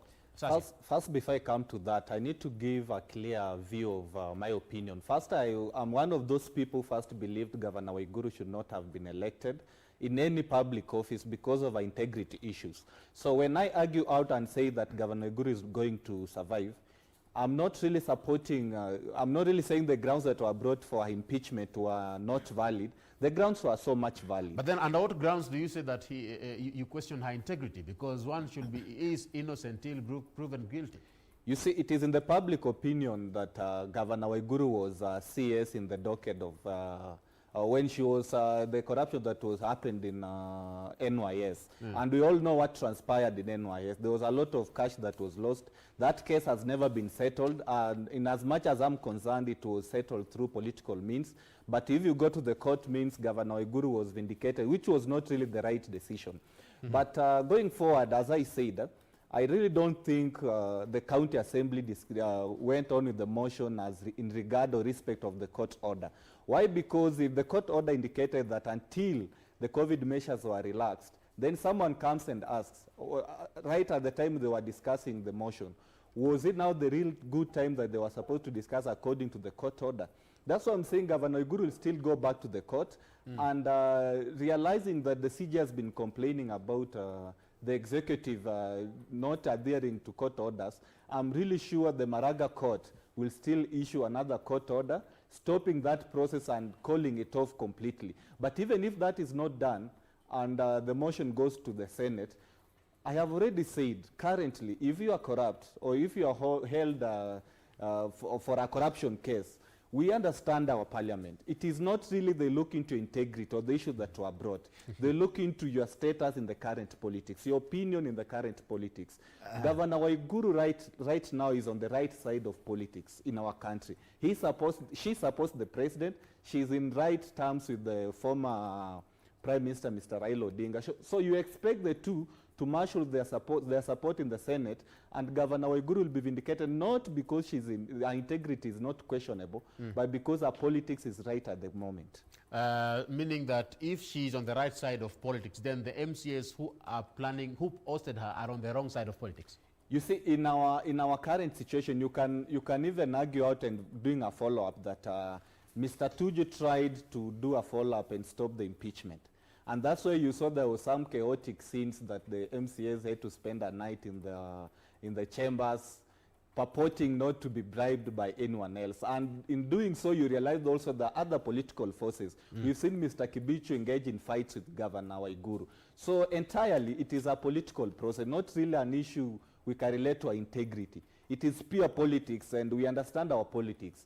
It is just a matter of time that we understand Governor Waiguru is on the right side of politics. In as much as I believe Governor Waiguru is not worth to hold a political office or rather any public office, I still believe she'll be vindicated for her being on the right side of politics. But you see, the question is now, based on what are you putting our argument? Based on what fact? Because everything that we have so far went to court, but you are innocent till proven guilty. So based on what fact should we say that she is not fit to hold office? If you go to our chapter 6 of the Constitution, if you have integrity questions, the Constitution says you are not legit or you are not allowed to vie for any public office. That means if you are yet to be proven guilty or not, but you have issues, there are questions around your integrity. So that is how I'm basing my argument on. Governor Waiguru has a lot of integrity issues on her name and on her previous offices. So she ought to have cleared herself completely from the issues before coming to another political or other public office. You see, Governor Waiguru was given a second chance of sanitizing herself, but she has soiled herself more than the way she was before. If we look on the issues that he's being on the ground that she won't be removed from, and then we try to look for the precedent that was formed during the removal of Governor Waitito. Governor Waiguru should not be even closer to that office. If we take that president of Waitito, where he could not even survive within 48 hours, he was not a governor. So what I believe is the MCAs have followed the due process of impeaching Waiguru. There are those grounds which are obvious. Of which those due processes are also questionable. If at all you have to put legal statements in regards to those due processes. The questionable issue, it was about only the court order that was issued. Exactly. And that court order, I've told you, the issue which she gave out was about she's going to, her rights is going to be violated and being exposed to the COVID-19. But to that interpretation is, you are free until when these guidelines are being relaxed. And what is happening now, the parliament is working, the Senate is working, the president continues purging his enemies, using any political means that he's using. He's continually moving and putting in whoever he wants. So there is no way that you can tell the county assembly of Kirinyaga that you're not free to go on with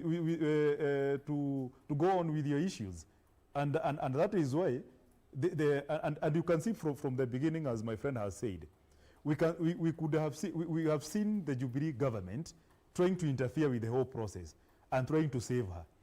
But at the end of the day, we need to ask ourselves, which are these forces behind her that want to remove her? She knows better. But according to my opinion, and according even trying to understand, even being a lawyer, I understand that there are sufficient ground to impeach Waiguru. And I repeat the words of my friend, that even in the first place, he was not supposed to be elected. He was not supposed to be governor in the first place. Because of the tainted image he had when she was a devolution minister. So aren't you guys being unfair? Let's look at the Constitution. Number one, you are innocent till proven guilty. Number two, it is the people of Kirinyaga County who elected her into office. So when you say that he's not supposed to be in office, are you questioning even the rights? But at the end of the day, she has gone on with her routing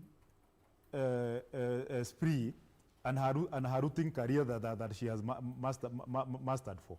For example, if you're a preacher, you come out of this nation, you become a preacher. If you're a teacher, you're a teacher. But on her side, what she has been doing, for example, if you look all those issues according to the Article 181 of the Constitution, there are sufficient ground. For example, if you have violated the county, the Public Service Board, their advices, you go ahead, you don't give those annual annual speeches in the county assembly. You go ahead, you appoint people to be in the tender committee, and they take instruction directly from you. Now, which other grounds do you want to get for you to impeach this person? The only thing, as my friend is saying, she's on the political side, which is right currently, but what is going to happen? We are watching, because we were comparing this session, these are impeachment with Waitito impeachment. So if they are going to follow the same precedent, Governor Igoro will not be even. They don't even to spend even 30 minutes impeaching her as a Senate. Because in Waitito, there were no sufficient ground. So you believe the Senate will not support her? They will not say yes to her? They will impeach her? Just a yes or no? They need to impeach her immediately without even... okay, Sasha, they need to impeach her? Yes. Sasha? On the grounds they need to, but on the political side of it, they will not impeach her. All right, so remember, the governor, while terming the impeachment as a waste of time, said she will not be bullied by those seeking to achieve quote-unquote nefarious and personalized political objectives. Well, let's continue this discussion after this break.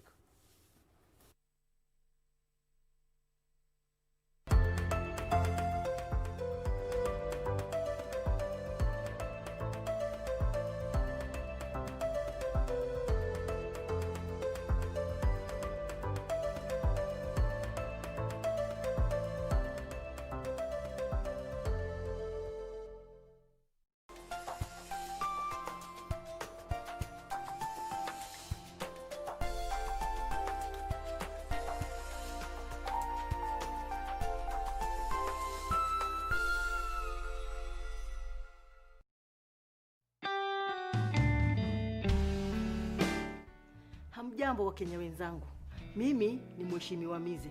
Ninalotaka kuambia ni kuwasihi ya kwamba corona iko, na ili tupigane nayo na tuishinde. Ukikohoa, tafadhali kama una ile ya kujifunika ile tissue, weka mkono hapa. Kama ni chafya yako acho na itabakia pale pale. Kama ni kukohoa yako koholea hapo. Na nakwambia tukizingatia sheria na tuitii, hii corona tutaishinda na nchi yetu tutarudi kama kawaida.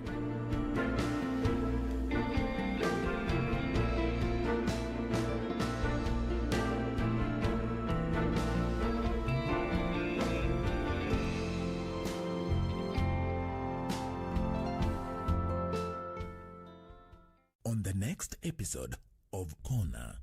Hey, what's up? It's Julia. What happened? Don't you dare. Then stop testing me. You have 10 seconds. Wanjala, please. 9, 8, 7. You asked me why. Rescue Julia. It cannot all be perfect. I'm not looking for perfect. I wanted to be his number one. But that will never happen, will it?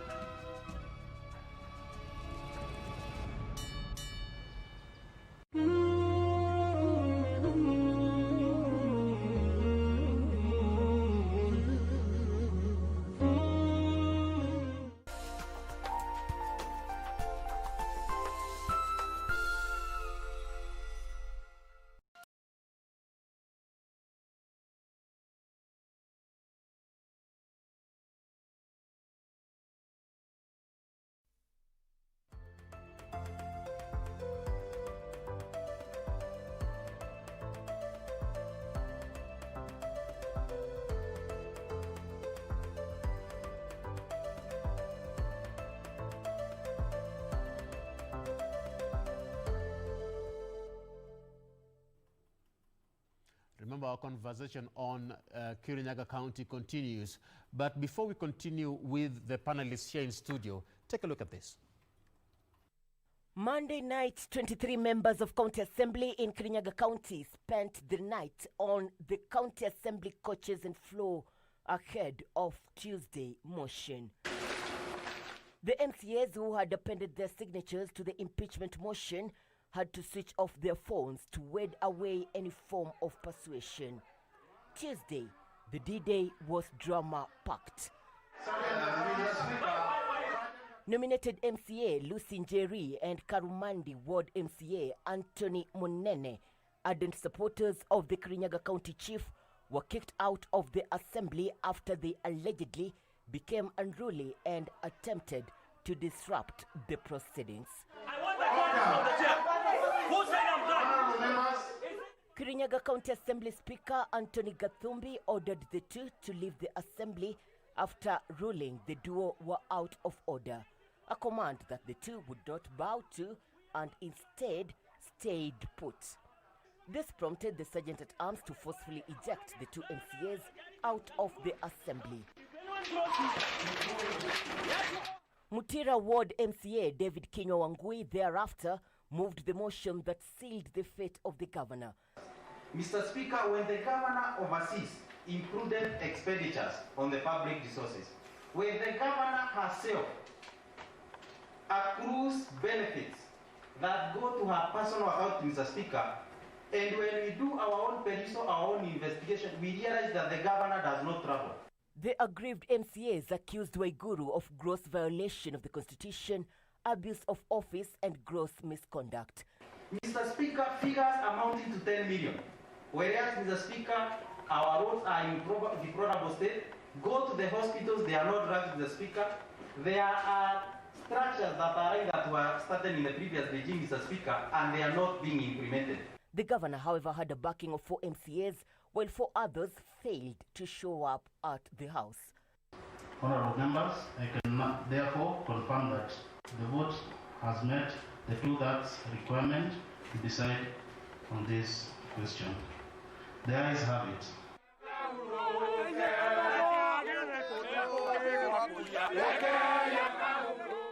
Reacting to the impeachment in a statement, Waiguru dismisses the allegations as baseless and waste of time. Waiguru says she obtained court order from the High Court stopping any proceedings by the Assembly on the impeachment motion until numerous issues raised with the court were determined, warning that she will not be bullied.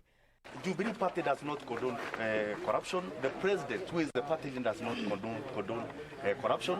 And we are just carrying out our oversight duties. The impeachment motion and accompanying signatures will now be forwarded to the Senate that will decide to either adopt or reject the impeachment motion.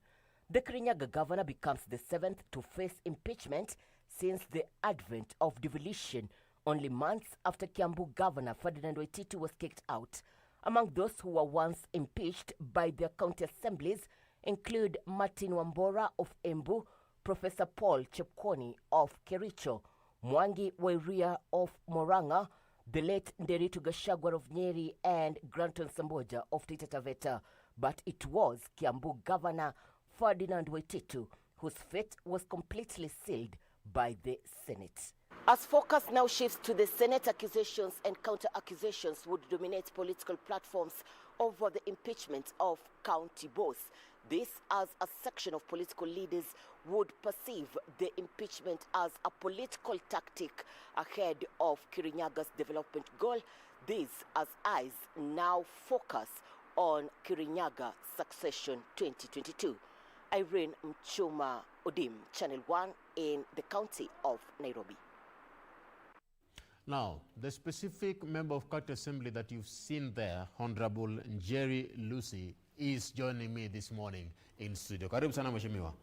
Thank you. And thank you very much for finding time to join me. Now, starting it all up, what do you think about the conduct that happened yesterday that took place at the County Assembly?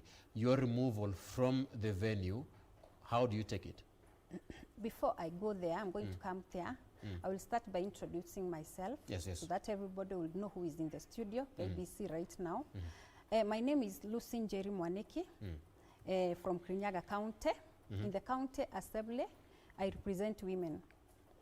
My profession is that I'm a gender expert. So I look this world in a gender perspective. And that is who is Lucy Njeri Mwaniki. And we will also touch on issues to do with gender, yes, considering everything that happened. Yes, yesterday. I want to say that the conduct of yesterday was normal. It has happened. Even it is historical as a woman. When a woman is given a chance, or when a woman is given a chance to express herself, it is faced with a lot of challenges. I want to say that in that county assembly, I'm among the voice women in that assembly. And you see, these people had spent the whole night, had spent at the assembly together with some other MCAs, not only those ones you have seen. They had spent the whole night planning. And even before that, they have been planning for this. You remember there was a motion that was brought earlier on, and then it was stopped by the court as the governor went to court. Then these people have realized that they are losing numbers day by day, day by day. And the reason that secretary, they have been, every time I've been going to assembly, they have been having a lawyer. They already have a lawyer who has been interpreting the laws and the standing orders. And I want to tell you, our presenter today, that the problem with the county assemblies is the standing orders, because they are changed from morning, tomorrow, yesterday, and last night. So you're saying the standing orders were changed before the impeachment motion? They were changed every day. It is even in the Hansand. There was a time even I found myself in the same situation when I was defending a standing order number 67 of the County Assembly of the Kirinyaga, whereby women were denied the right to vote. So this is not something that is, you first of all have to check what triggered the impeachment first. Based on this impeachment, are you saying that the impeachment is illegal in your view? You say they took time to plan. Yes. Were these plans based on facts? I want to start by how the impeachment process started in that county assembly. One thing, it was very illegal. It was not transparent. Remember, these people who are coming up with it's something that has been orchestrated.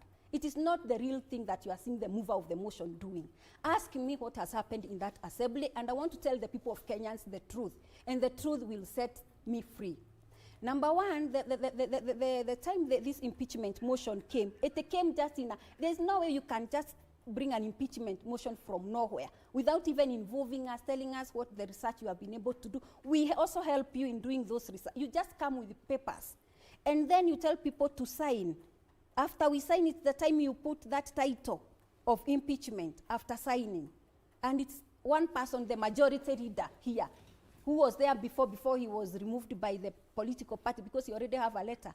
But he still behaves as if he's the majority leader, and yet he has 2 letters from the party indicating that he's not the majority leader. All right, so let me just take you back a bit, Mheshimiwa.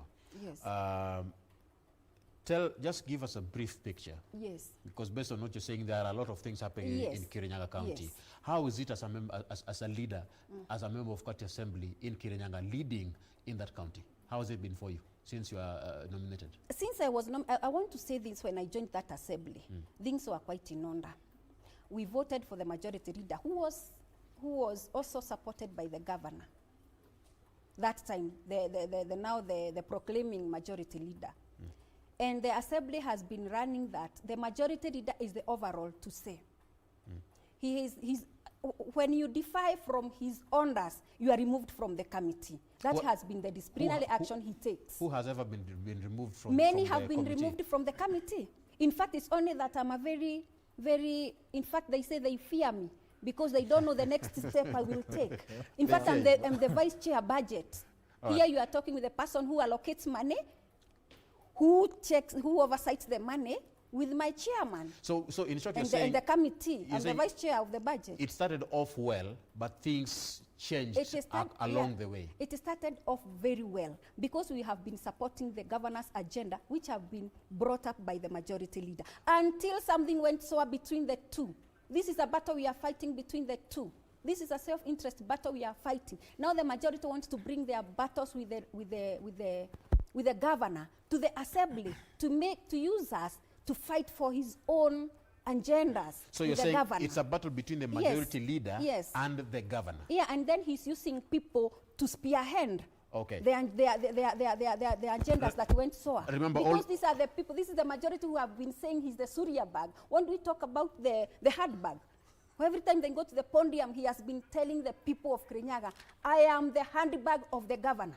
And then all of a sudden, within a minute, you come with an impeachment motion. Let me come to you, Wanawashira. Your thoughts in regards to the claims that Honorable is saying.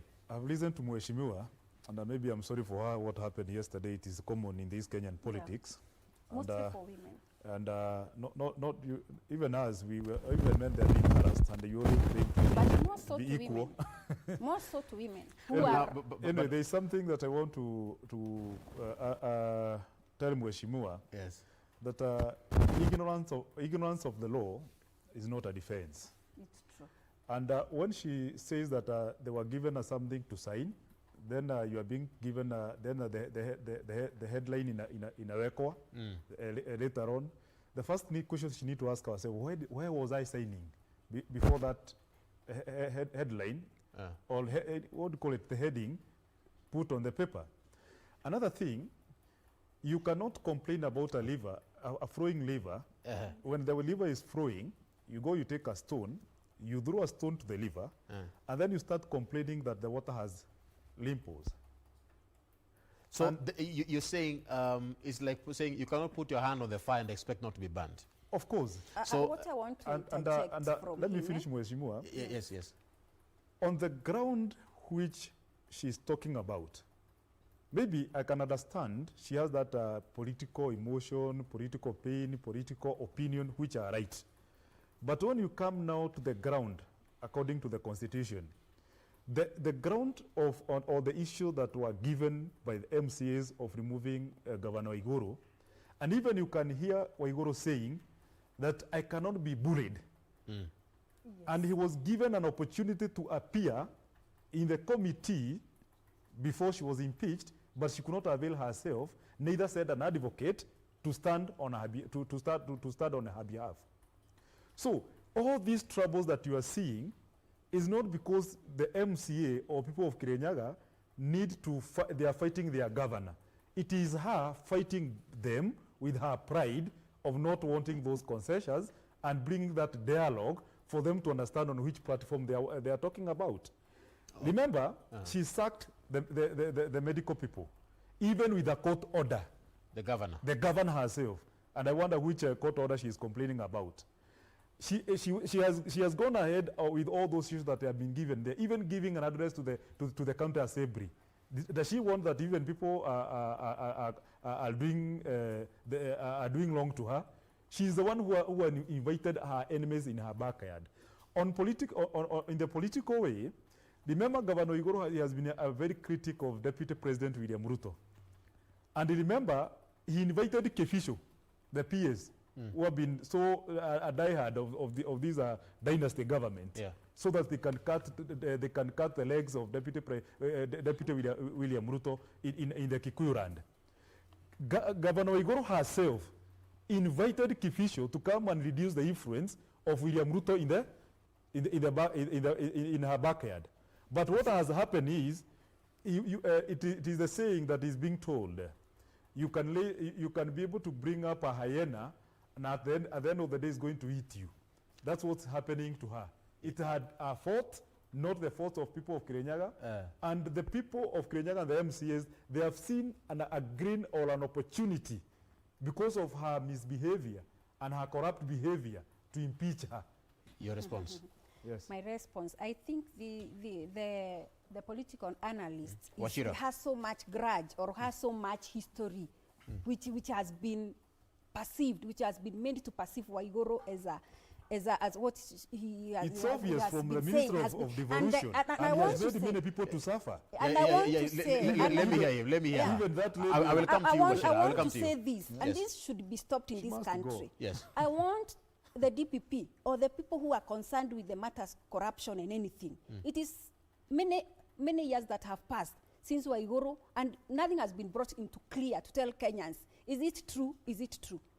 Is it true this happened in NYS, or is it true is this one happened in NYS? So these people, mostly these political analysts and men in particular, you can hear him talking about even William Ruto's here.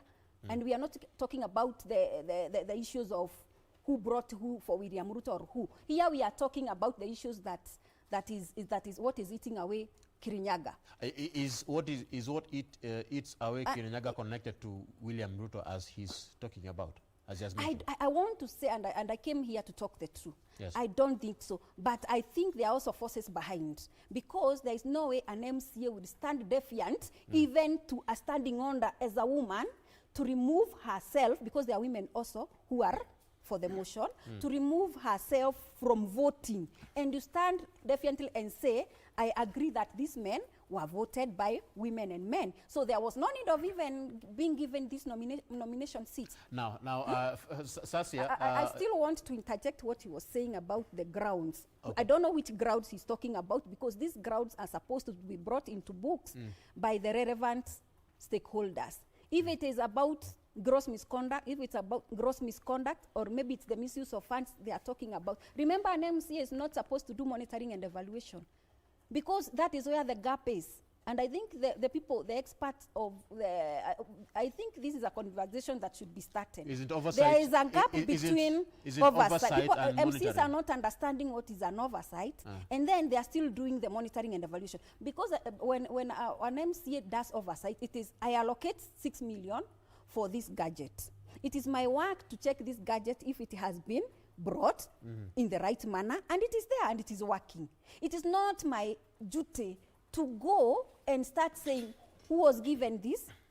Do I still go to procurement and ask for, if I can, what if I am given a Gata press or a Gata information? As an MCA, as what the governor has been saying, I am welcoming the DCI. As an Kirinyaga MCA County. of Kirinyaga County, Yes. Are you aware that the governor was approached, or that efforts to reach out to her were there before or prior to this motion? Okay, well, in fact, I wanted to interject when he was talking about the governor not appearing in Bunge. Yeah.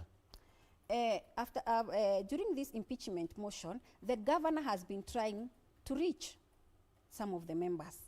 She has been trying. Yes, and remember, we have been reaching, it is through the committee of the budget that sometimes creates a link, or the speaker creates a link between the budget and between the county assembly and the governor. But then how comes As the Honorable budget Kinyua, committee, hold on, just how comes Honorable Kinyua Yes. said that their attempts to meet the governor and address the issues raised have failed? I don't know what kind of the ways they have been using to reach the governor, because I know the governor, the governor has. I don't want to say something I don't know very clearly. I don't know the means and methods that they have been using to reach the governor, but I want to say about the budget committee, because that is the only committee that mostly meets with the governor. So you cannot say that, because the chairman has always been telling me to become a mediator between maybe the budget chair and the governor. Okay. But I've always refused, because there is a way. There is a way of inviting the governor officially. Now let me come to you, Fred Sasia. You've been quiet. Your input in this. First, I have to say sorry to Madam Lucy for what happened. But again, I have to also say it is so much shameful to see that from our leaders. And Mr. Ram, I think you're giving Lucy a lot of... All right, hold on. Sasia, hold on, Sasia. Your mic, let's check your sound before I come back to you. Let me come to you, Ashira. Efforts to reach the governor, according to Honorable Kinyua, who was the mover of the motion to impeach her, he says that they were fruitless. Is that a sign that the MCS tried to reach out to her, but now a sign of good faith? You see, when you are in a battlefield, or when you are trying to make something work, even when you have a family, as a head of the family, even the children, sometimes they need your attention. But the moment you refuse to give them that attention, there is what we call the oppression. You oppress them. At the moment you oppress them, they are going to fight back. And when they fight back, it will not be good for you, either for them. Now, in this case of Kirinyaga County, I believe, because I've been following this issue, and one thing, when you see or hear Governor Igoro speaking, she speaks with a lot of pride in her. The moment you say that you cannot be bullied, in the first place, who is bullying you? And people are asking MCS? you, no, they're asking you on a good heart, come, let us go on the table, we see what the problem is, we rectify before we go ahead. Now, what they have been doing is they have been competing. And competing on the same note, Governor Igoro thinking that she has an upper hand in this political, in this political temperature that's happening in this nation. It is the attitude that the president or the chief justice said. That attitude, utadu, what are you going to do to me? What did because she knows very well, even if she's taken to the Senate, the head of state, President Uhuru Kenyatta, they are going to join together this the way they join together with the handshake. And this Gideon. Then she's not being bullied, Honorable, because let me quote Honorable Kinyua. Yes. He said this, and I quote, "We have already served Governor Waiguru with the notice on the motion on email and hard copy." Even leave alone that. Yes. She was invited to the committee which was investigating her conduct for when they were finding the grounds on how to impeach her. Then she said she cannot come because she is going to be exposed to COVID-19. Then she never even sent her advocate. We can see her jumping up and down in Capitol Hill. Isn't that a fact? Okay, it's a fact, but what is she doing in Capitol Hill? With others like Professor Kobi and the way the time they went to meet the Honorable Raila Odinga. So what she has been doing is undermining the authority of the county assembly of where they have used the Article 181 and Section 33 of the County Government Act. And the procedure, as far as I'm concerned, it's okay. She must go. Yes. I think Analyst Wachira want to take me into the angle of now doing politics of who is being given immune by who, or who is being given immune by who. I didn't come here to know who gives Waiguru immune, because I tend leave alone the immunity or what, because I don't expect such to come at such a point when we are discussing exactly what is happening in Kirinyaga County. Because Analyst Wachira is still believing that Waiguru is being given immune, and you cannot convince him more that Waiguru is doing what is supposed to be done, and the battle between Waiguru and the MCAs is not about trying to weigh who has got an upper hand. That is not the way it is in Kirinyaga. I want to say that I've said that if they wanted to meet the governor, what means of communication did they use? Remember, we have been going with this governor into various public participation, like the time we have been giving COVID-19 food to the people. That is also a place where you can meet the governor. If he was invited officially and he didn't go, there are so many other ways. Standing orders? But Mheshimiwa, you don't expect the governor to have official meetings on a public forum? Yeah, it's true, I believe. Yeah. It is true. So it has to be communicated through email or any other means. For example, for about communication, I don't want to comment because I don't belong to all the committees. I only belong to a committee that I can talk about. That is the budget committee. Now, so about the communication officially, as a member of the county assembly, I have not seen any well done communication letter. Maybe it has been done by other structures, maybe the speaker, or maybe a committee which is supposed to do its work. But in my committees... So Honorable Kenya was right when he said that she has refused to come to us. Then you believe he was right? I will believe he was right according to her I believe he was not right, because many MCAs have been reaching out to the governor apart from him. Let me come to you, Sasi. Apart from me, have been reaching the governor. Many other MCAs have been reaching the governor. And the question apart from him. The question is you why... You cannot expect me, the governor, to come to be bullied. All right. Let me come to Sasia. Sasia, your thoughts on this? Yes. First I was actually saying it is so unfortunate seeing our elected leaders behave the way we are seeing. All right. Sorry, just your mic is there. Just lift it up, the mic that you're having there. All right. We will come back to you later on. Now, let me touch on the accountability aspect. Yes. On members of county assemblies. Yes. Before I touch on the governor, because yes, the claims are there. Yes. It's within the public domain. Yes. But I'd like to take a different approach from the members of county assembly, coming it from you. Yes. Doesn't it taint your image to be handled the way you were? To be handled the way I was handled yesterday? Yes. I think I want to say that I condemn the whole issue on how I was handled yesterday. was with a lot of disrespect and indecency. And I want to say that despite that those sergeant at-arms are covered by, there is a rule and there are guidelines that they follow according to the conduct of a member of county assembly. I want to say yesterday, I had raised on point of order 10 times, raising my hand. In fact, what you are seeing there, that is not where I sit. I sit behind. I sit behind. And then I had raised my hand 10 times. But the speaker would only give a chance to the people who are for the motion. How did you come to this place? How did you reach that to the level where people, yes. I'm seeing the sergeant at arms trying yes. to hold you back? Yes. It is because when I raised on point of orders, I wouldn't be given a chance. I would raise my voice. I counted the times I raised my voice on a point of order like 10 times. And the speaker would look at me this, and because he knows how I debate. In fact, I was thrown away from the county assembly because of my debates. Listen to the handstand of how I debate. I would have watched them, all of them, because what they are doing is about malice and prejudice. I want to tell Analyst Washira, first of all, we check what triggered this impeachment motion. That is what I am saying. Apart from talking about the areas that can make a governor get impeached, first of all, what triggered that impeachment in the first place? What triggered the impeachment according to you? Was it out of the goodwill or out of the things that have gone sour or personal vendettas? You know? And let me say that this county assembly, people must learn to be dependent of their mind.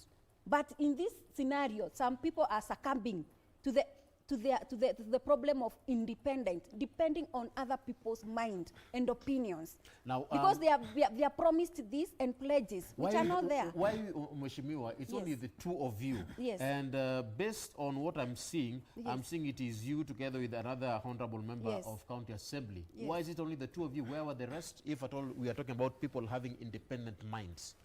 The rest of who? The members of county assembly. These are others are also members of county assembly who those are who are in the same mind as you. Are you the only one who is because you are the? It's only two of you who are removed. You will find another. Those who are removed. One thing me, I've said that I was removed because they had already had a prior planning. Even people were calling me and telling me what were being planned about me. They had a prior planning that was the first person to be injected from the house, or even the speaker would not see her, it's Honorable Njeri. One, I've told you, I've been the voice. If you come to the motions I've brought in this assembly for women, I can count them like 5. I have been on women and gender issues, which they have not been clearly understanding. When I talk of gender issues in this assembly, it has been faced with a lot of criticism. Even this one, I'm supporting governor. They are still behaving as if it's because she's a woman. There's something that Mheshimiwa is not telling us. Yes, Oshira. Yes. In the first place, okay, I sympathize with what was happening to you. And Don't sympathize with me. And that was not I've only said that the issues of gender are faced with a lot of criticism, and this is what was one of the ways the men uses to let women not express themselves. What I wanted to say is this. Yes. In the first place, we believe, and this is in the public domain, that when this process of impeachment of Waiguru started, the Jubilee government led by Lafayette Tuju, the Secretary General, who was not even elected by anybody, but was just being appointed by authority. When they started this process, almost every MCA had put he or her signature on that list. Then all the nominated MCA were called and threatened that they are going to be de-whipped and removed and their nomination. Based on what fact are you if they are going to support the impeachment of Waiguru? Do you have something to substantiate your claim? Yes, I have it. They were called for that meeting. We know it's in the public domain. Let me come to and that is where all the nominated MCA they withdrawn and left the people who were elected by the people to fight to fight for their cause. Let me come to you, Sasia. I believe your mic is now fine. Now pick it up from where you left. I've lost most of my opinion through the mic issue, but then I have to say that I expected MCA Lucy first to apologize to the general public and the people of Kirinyaga for what her and other members of the county assembly did, because this is setting a wrong precedence in our country that most of us are seeing that and are saying if you're elected into office, then that is how county governments behave. That is how you need to behave in a chamber. I believe the standing order, there is a way in which people can articulate the issues without necessarily being so much chaotic. So we need to correct this from all levels of government. Then secondly, I should also say that what happened there is not because someone was a woman or a man. It is because of the wrong and bad behavior of our leaders. It is not that MCA Lucy was a woman for her to receive the same, because we can see it is an exchange. So that exchange means it is not neither a man or a woman. It is something that we've cultivated in our leadership. But putting that aside, as I was saying, we've turned the discussion to look like defending and vindicating Governor Waiguru. But the true factor is, I was expecting MCA Lucy to come and tell us the grounds of impeachment that were put forward. They were not valid. First, we've seen that Governor Waiguru was trying to procure a governor's car without following the due tendering process. That is something that need to be discussed and facts put forward that why did she do that? It's not that a fact to impeach a governor. We've seen also something to do with a market in Kirinyaga, that tendering process was not done the right way. Those are the things we need to underline and see whether they stand to be factors of impeachment or not. But coming here and defending Governor Waiguru in an umbrella way does not make a difference, because all of us know, and it is in the public opinion, that Governor Waiguru is a corrupt governor. In the office she served before, we've had corruption issues. She's gone to the county government, she's still having corruption issues. Do you know that there is no legal affirmation towards your claim that she is a corrupt governor? You see, we've seen them even in the media, some claims, and we've seen her in court. Those are just claims, and the cases are still going on. NYS cases are still on. And we expect her name to be mentioned severally. It will not go out of our sight that Governor Waiguru was not mentioned in NYS. All right, let me come to the lawyer now. When there is a claim that someone is corrupt, is that the rubber stamp that that person is corrupt? We say in Kiswahili, palipo na moshi, pana moto. And if you go all the way where she had, if you go even yesterday, I don't remember the name of that MCA, he said very well that she has mastered the act of hiding the evidence in terms of the expenditure of the county government, basing on the experience she has when she was working in the government.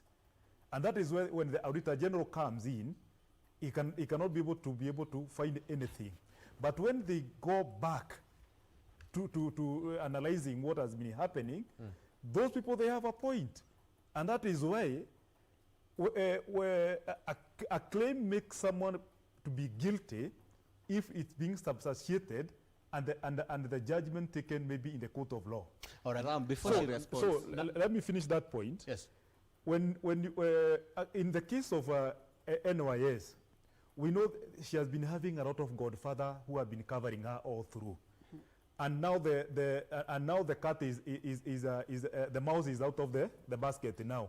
And that is where we can see, even when she was given a second chance to be able to wash her name, she is still going back to her old behavior. And that is where we are saying, we will not victimize her, but let justice be served, and all these godfather, they move away from her, and let the people, let the justice of people of Kirinyaga, and the Kenya at large, because it is our tax, prevail. Let me come to you, Sasia. Yeah. You see, I want to pick from where my friend has stopped. Governor Waiguru is a master of godfather politics. Even how she survived in NYS. This term, let me just cut it short. This term, godfather, why do you use that term? Is there any other terminology that maybe you can use that can make people to understand you better? You see, in most of our Governor Waiguru leadership, she's hidden below the big powers. Like in devolution, when she was in devolution, we saw a lot of corruption cases brought before her, but she always hid behind the president. We are also seeing her visit Capitol Hill. That is a place where she's going for sanitization. She wants to be sanitized. But otherwise, Governor Waiguru has been visiting Capitol Hill. How does that affect Kirinyaga County? You see, it affects because Governor Waiguru is facing an impeachment motion. And for her to survive the impeachment, she needs to get support in the Senate. And for her to get the support in Senate, then she needs to talk to Mr. Raila Odinga and Uhuru Kenyatta to coalesce all the support in the Senate in her favor. And that's why I said the grounds that were brought against Governor Waiguru are so much valid. But Governor Waiguru is going to survive.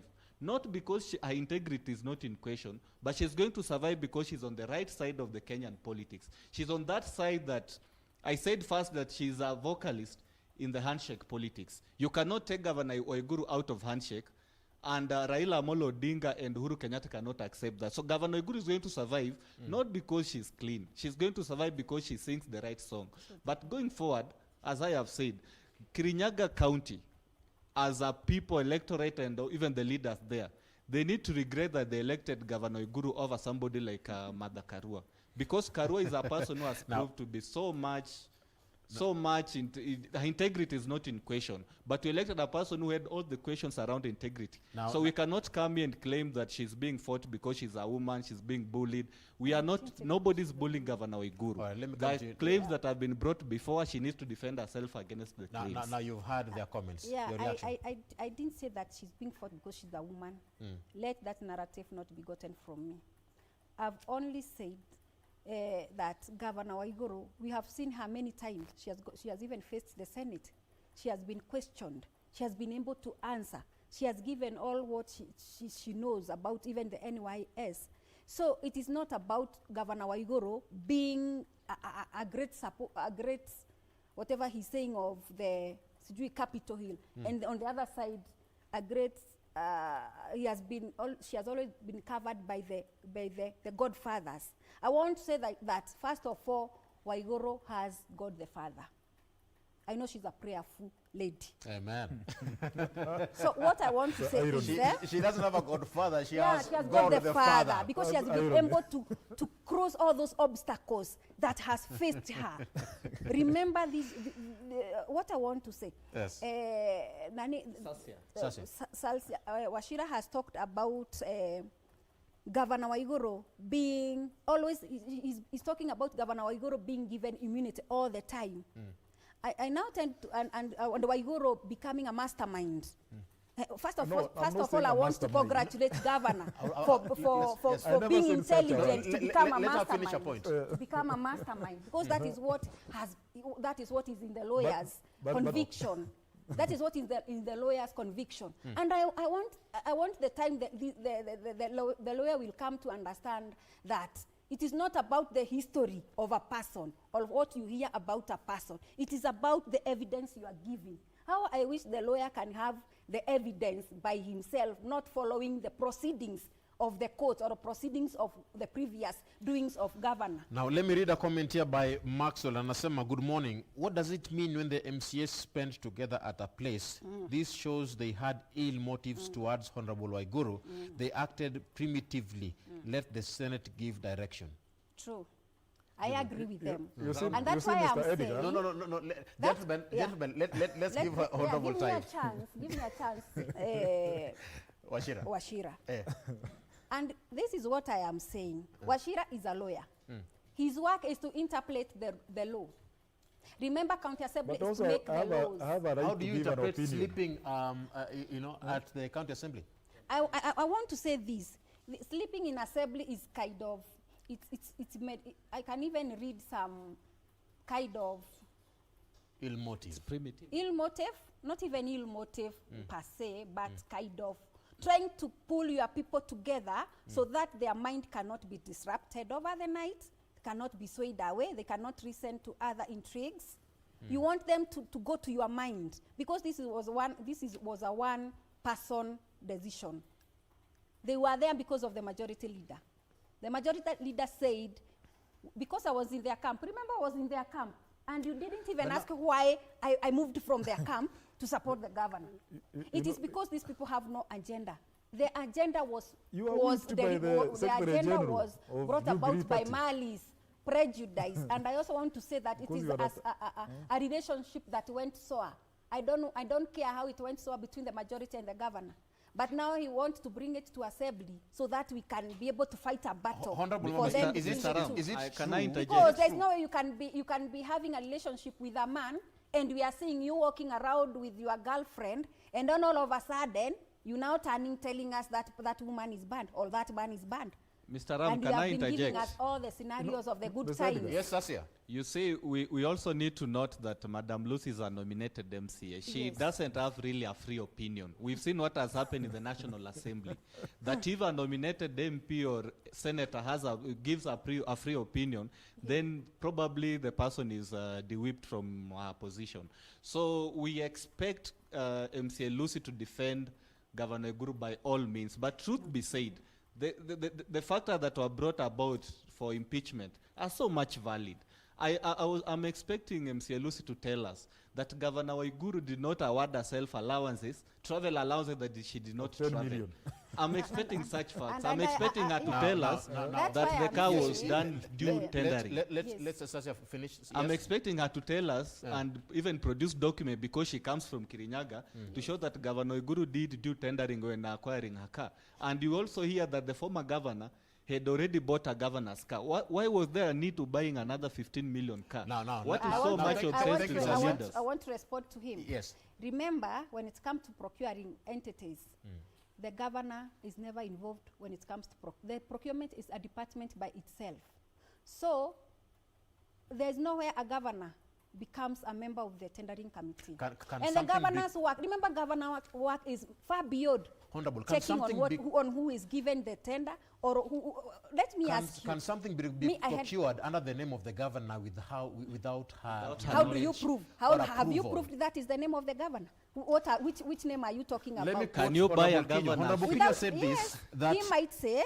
Honorable Kinyo said this, and I quote, that the governor's failure, he said that the governor's failure with a County Government Act of 2012 not only undermines the power and authority of the county assembly to offer oversight and approve various development plans, but also greatly clogs the wheels of Wanjiku's oriented development in Kirinyaga County. According to what you are reading on your papers and on what the motion, according to that area, to that MCA from Otira ward. In fact, I come from that ward.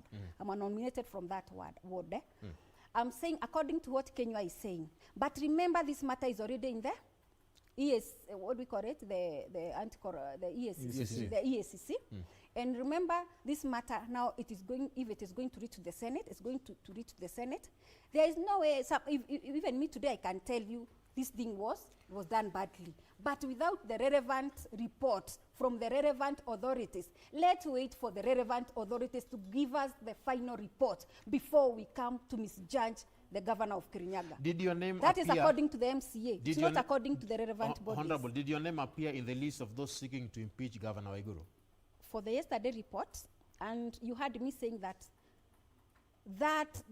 those are the signatures that, because we usually put so many signatures in that assembly. In fact, when you enter, when you are going to plenary, it's a signature. No, did your name appear in the list of those who are seeking to impeach Governor Waiguru?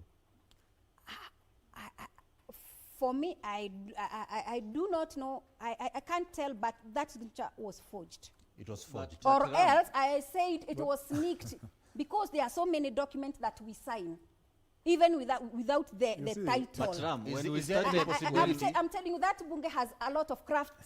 Is there any possibility that you signed without your knowledge? And remember, if I don't want to talk much, let me not talk much about Ram, it, because when we started I might talk. It might trigger. It might trigger the other people who are doing their findings. Right. I don't want to give out information that will trigger what has been given out on the motion, and maybe it might trigger other people's findings. Right. Honorable, now Sasia, you are the one who spoke before. Let me come to you, Washira. You see the way Edgar was saying, and Honorable Njeri, we respect you much, but I wish you could have come with evidences of showing what you are talking about. All through you have been talking about is defending Waiguru, not even trying to castigate or trying to substantiate the claims that have been put forward by the mover of the motion, the issue which have been raised. You don't have even a single document, leave alone us.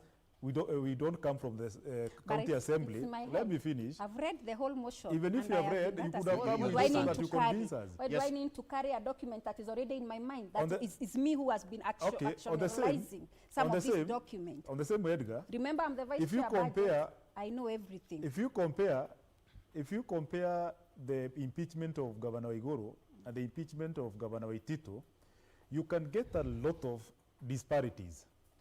Remember, in the first place, Governor Waitito, the MCA for Kiambu, they had not gotten the number, the required number to impeach Governor Waitito. And you could see, they went all the way to the Senate, they refused the formation of the committee, and they said they let him go to the Senate gallery to defend himself. And actually, because these things were politically cascaded, and they knew what they wanted to achieve, of which you are seeing the fruits today. So my concern and my plea to the same process, because of this way, it's so obvious, it's so open, they have followed the due process. I pray that the Senate should not Wachira, which due process are you talking about? Yet Governor Waiguru said this in a statement. If the he said that the impeachment holds no grounds because she had obtained an order from the High Court stopping any proceedings. Remember, the word is any proceedings by County Assembly on her impeachment until the numerous issues that were raised by court were determined. And I quote, she said this: if the Assembly proceeds with the violation of the subsiding court orders, I shall see such orders for contempt against the Speaker and all participating members as are available under the law. One, there are two things that I want you to understand from that order that was given by the High Court by the Justice Korir. And that those two things, I think I stated them earlier before Mheshimiwa Njeri was here. Okay. And I said that when Justice Korir was giving that order, he said openly that I'm not interfering with independence or with independence of the County Assembly carrying their mandate. Now, what does it mean when he says any proceedings? Let me finish. You know, you cannot take a section of the Bible and then you start claiming that you are born again or not, or start judging whether they go to hell or not. You have to understand the whole thing. What is supposed to be, the way he meant, the reason why Governor Igoro said that I cannot be able to appear in the committee that was investigating her was due to the exposure of the COVID-19. And the first issue that was issued in that order, that no impeachment should go or any proceeding concerning that until this issue is determined. The second thing was until the measures that are put to prevent COVID-19 are relaxed. But now, let me finish. Now, Wachira, let me finish. When it comes to because I want to substantiate the two items. Okay. Now, what has been happening? All the county assembly in this nation, they are going to the chamber to do their things or to serve their people. We have the National Assembly, we have the Senate, we have the meetings that have been going on. Automatically, that thing has been overridden by the fact that the measure of COVID-19 have been relaxed, and even the cabinet, even president, even who, they have been going on with their mandate. So they were right to go back to do their work, or from where they stopped. Now, but now, still, you've talked about picking one part of a Bible to claim that you're born again. There is no part when it comes to any proceedings. An impeachment motion is a proceeding. And according to the ruling, any proceeding was to be halted by the County Assembly. Is an impeachment motion a proceeding in the County Assembly? What we could be talking about, yes, have they followed the due process of impeaching Governor Igoro? Have they followed the court order? The court order, I've already explained to it, I don't want to go back to it. Go to Article 181 of the Constitution of the Republic of Kenya. They have given the grounds where the governor must be impeached. We have seen she has awarded herself the car. The people in the tender which we are getting from the motion of the impeachment are taking direct directions from her. She has went ahead, sacked even, she's complaining about the court order, by the way. But she went ahead even sacked the medic without even when they were having that court order. Even them, their court order was very straightforward. Governor Igoro, we have seen from the impeachment, what she, even awarding himself the travel money, which he has not even traveled. So according now, the mover of the motion relied on those evidences. Whether we talk about the law or not, if they are talking about the court order and so on, why did they override that of Governor Waitito? Now let me come. And at the same time, at the same time, when we are in court order, yes, why did even the President Kenyatta himself, when he called the Senate in the State House, went ahead and did what they did in Kiambu? Yes. Yeah, when I immediately I came in here, the lawyer said that the law has no defense. And he's still the one telling us not to obey the law. You didn't say the law has no defense. What did you say? No, ignorance has no defense. And now that is why I was telling you, you cannot claim that you... The members, the speaker and the members of county assembly ignored Justice Coril ruled it this way. We can continue with other proceedings of the assembly. But he specified on that. Do you see? What was the best way at which you would have aired out your grievances in a way that could have been heard?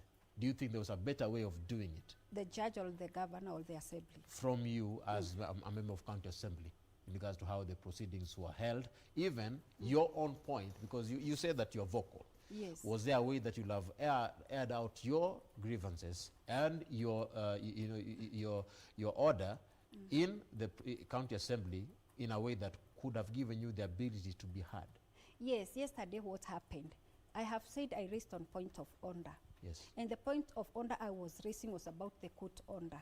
I was to refer the proceeding yesterday on that ruling of Judge Coril, that no proceedings that should go, I wanted the speaker to rule out, so that it does not go now to the members of county assembly, the speaker to rule out first. On a point of order. On a point of order. If the proceedings, if the motion or the proceeding to continue, or to continue or not to continue.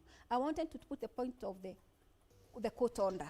But for me, it was illegal to continue with the proceedings. And I wanted to tell the speaker that I will not be able to comment or to give my what I heard yesterday because of the court order. But now after you raised a point of order, I wasn't given a chance. They ignored your... Yeah, they ignored because they knew.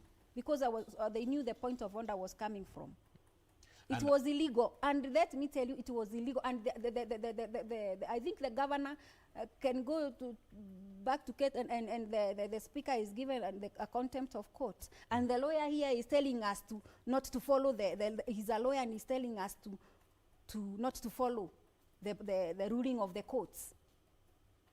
Based on how you saw the he's supposed to be guiding me. Based on how you saw not me guiding him. Based on the impeachment that took place yesterday. Yes. What are the things that disappoint you most in that whole process? What disappointed me most is the speaker being biased.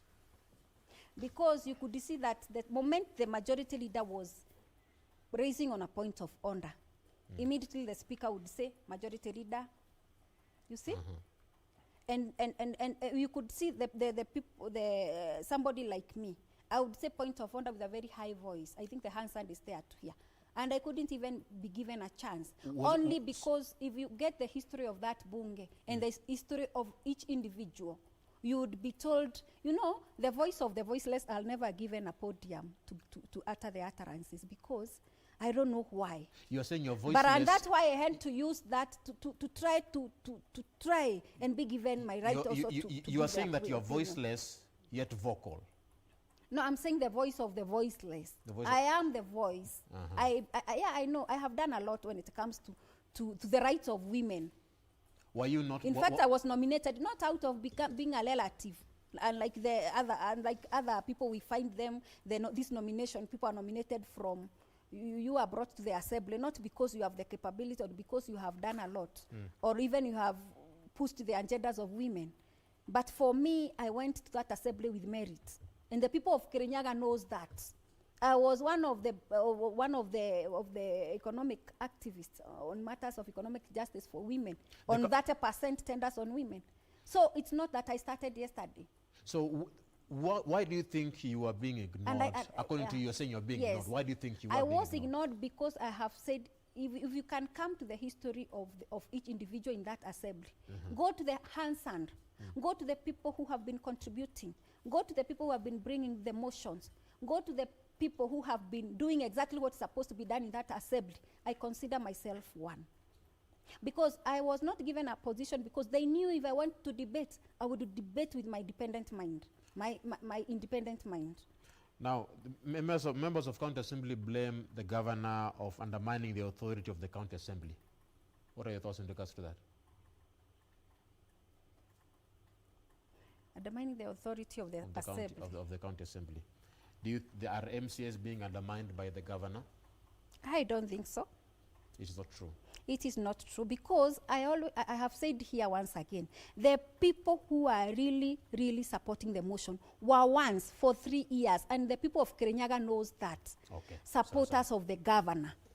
They changed again. They now interchange. Well, you see, it is a scenario that we have found when time of another election comes.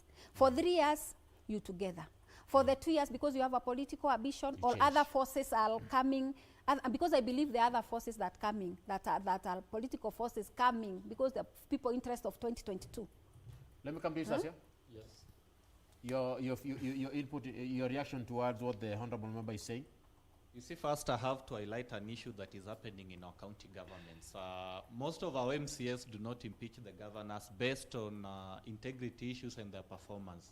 In most cases, they do so because of cooperation. When the governor fails to cooperate with the demands, then an impeachment motion comes. Yes. That is a reality in our county governments, and it is something we need to look into. You agree with that?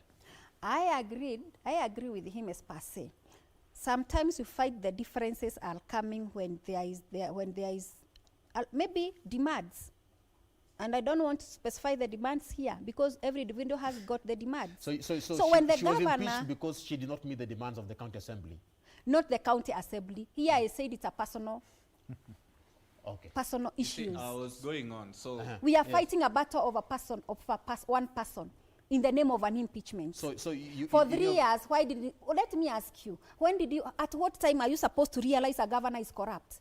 Is it within because I think the same governor was there in the first year, the same governor was there in the second year, because we need a timeline on when to impeach a governor. Because we cannot just be waking up after 3 years, it's the time we are realizing the governor now is corrupt.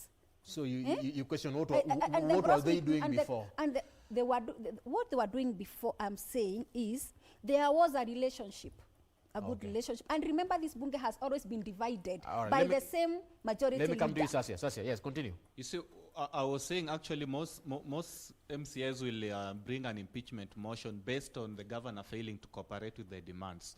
But you see, like Honorable Lucy has just said, the Kirinyaga MCAs have been with Governor Waiguru for quite some time without really not bringing an impeachment motion.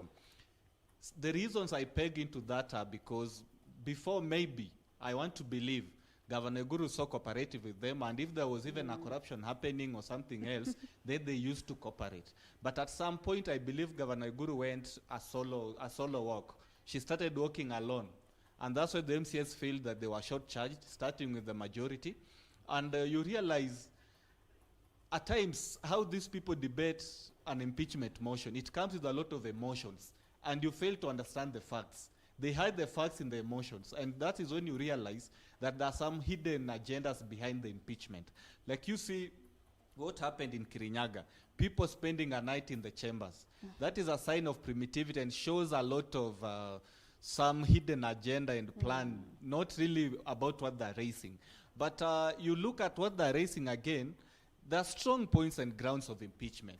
But they lose the point when they bring in politics and now start working in the behest of those who are coming in for 2022 politics. Yes. Because we've also seen a spat between Governor Waiguru and Kibicho about the 2022 politics. We've seen Kibicho launch some projects in Kirinyaga.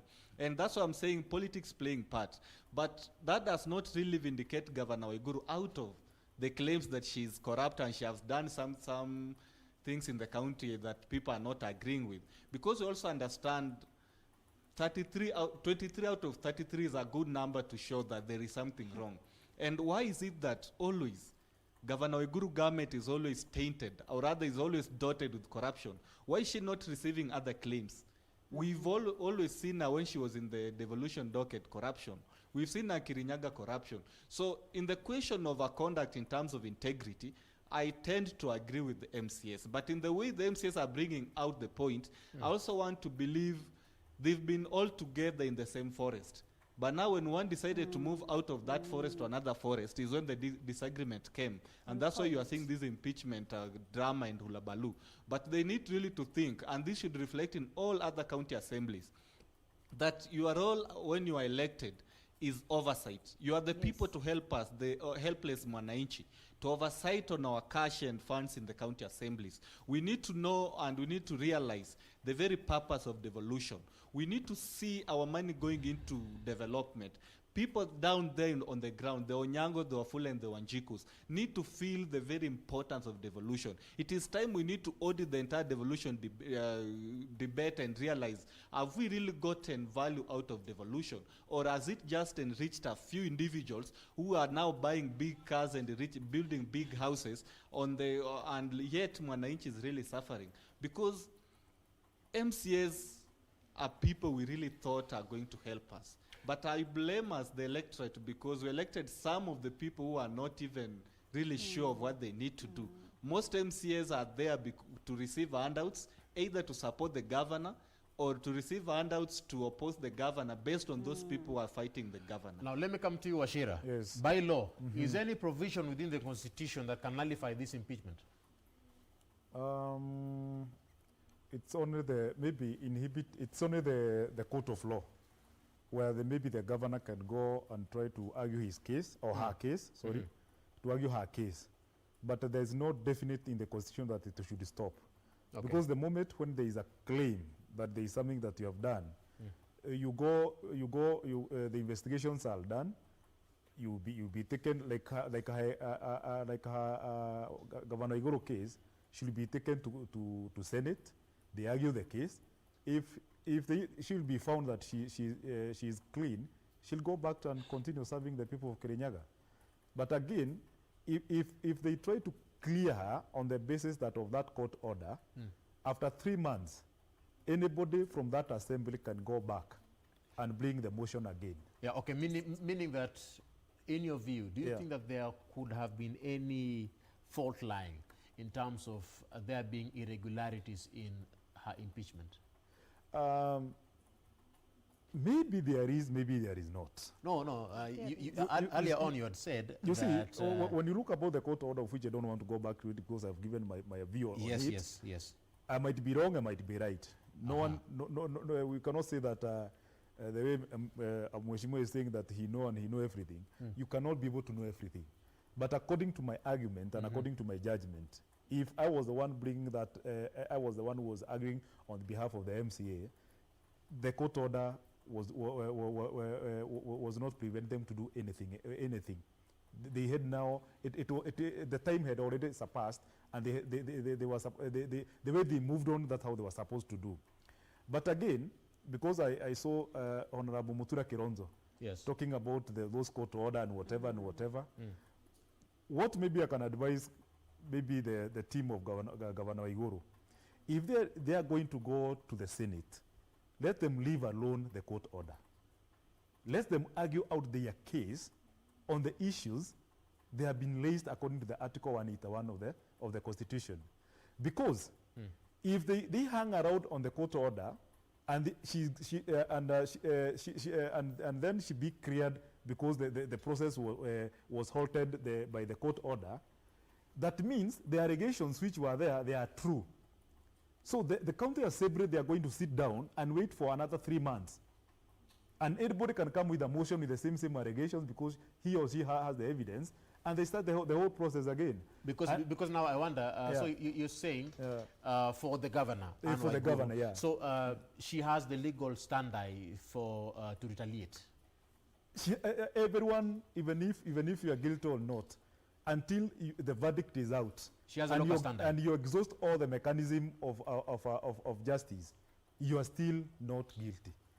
But allegations, they are still on your on your shoulder. No. Okay, that's general. But do you think she has the local standard to retaliate? Okay, what I mean on that, yes, and maybe I cannot say yes or no.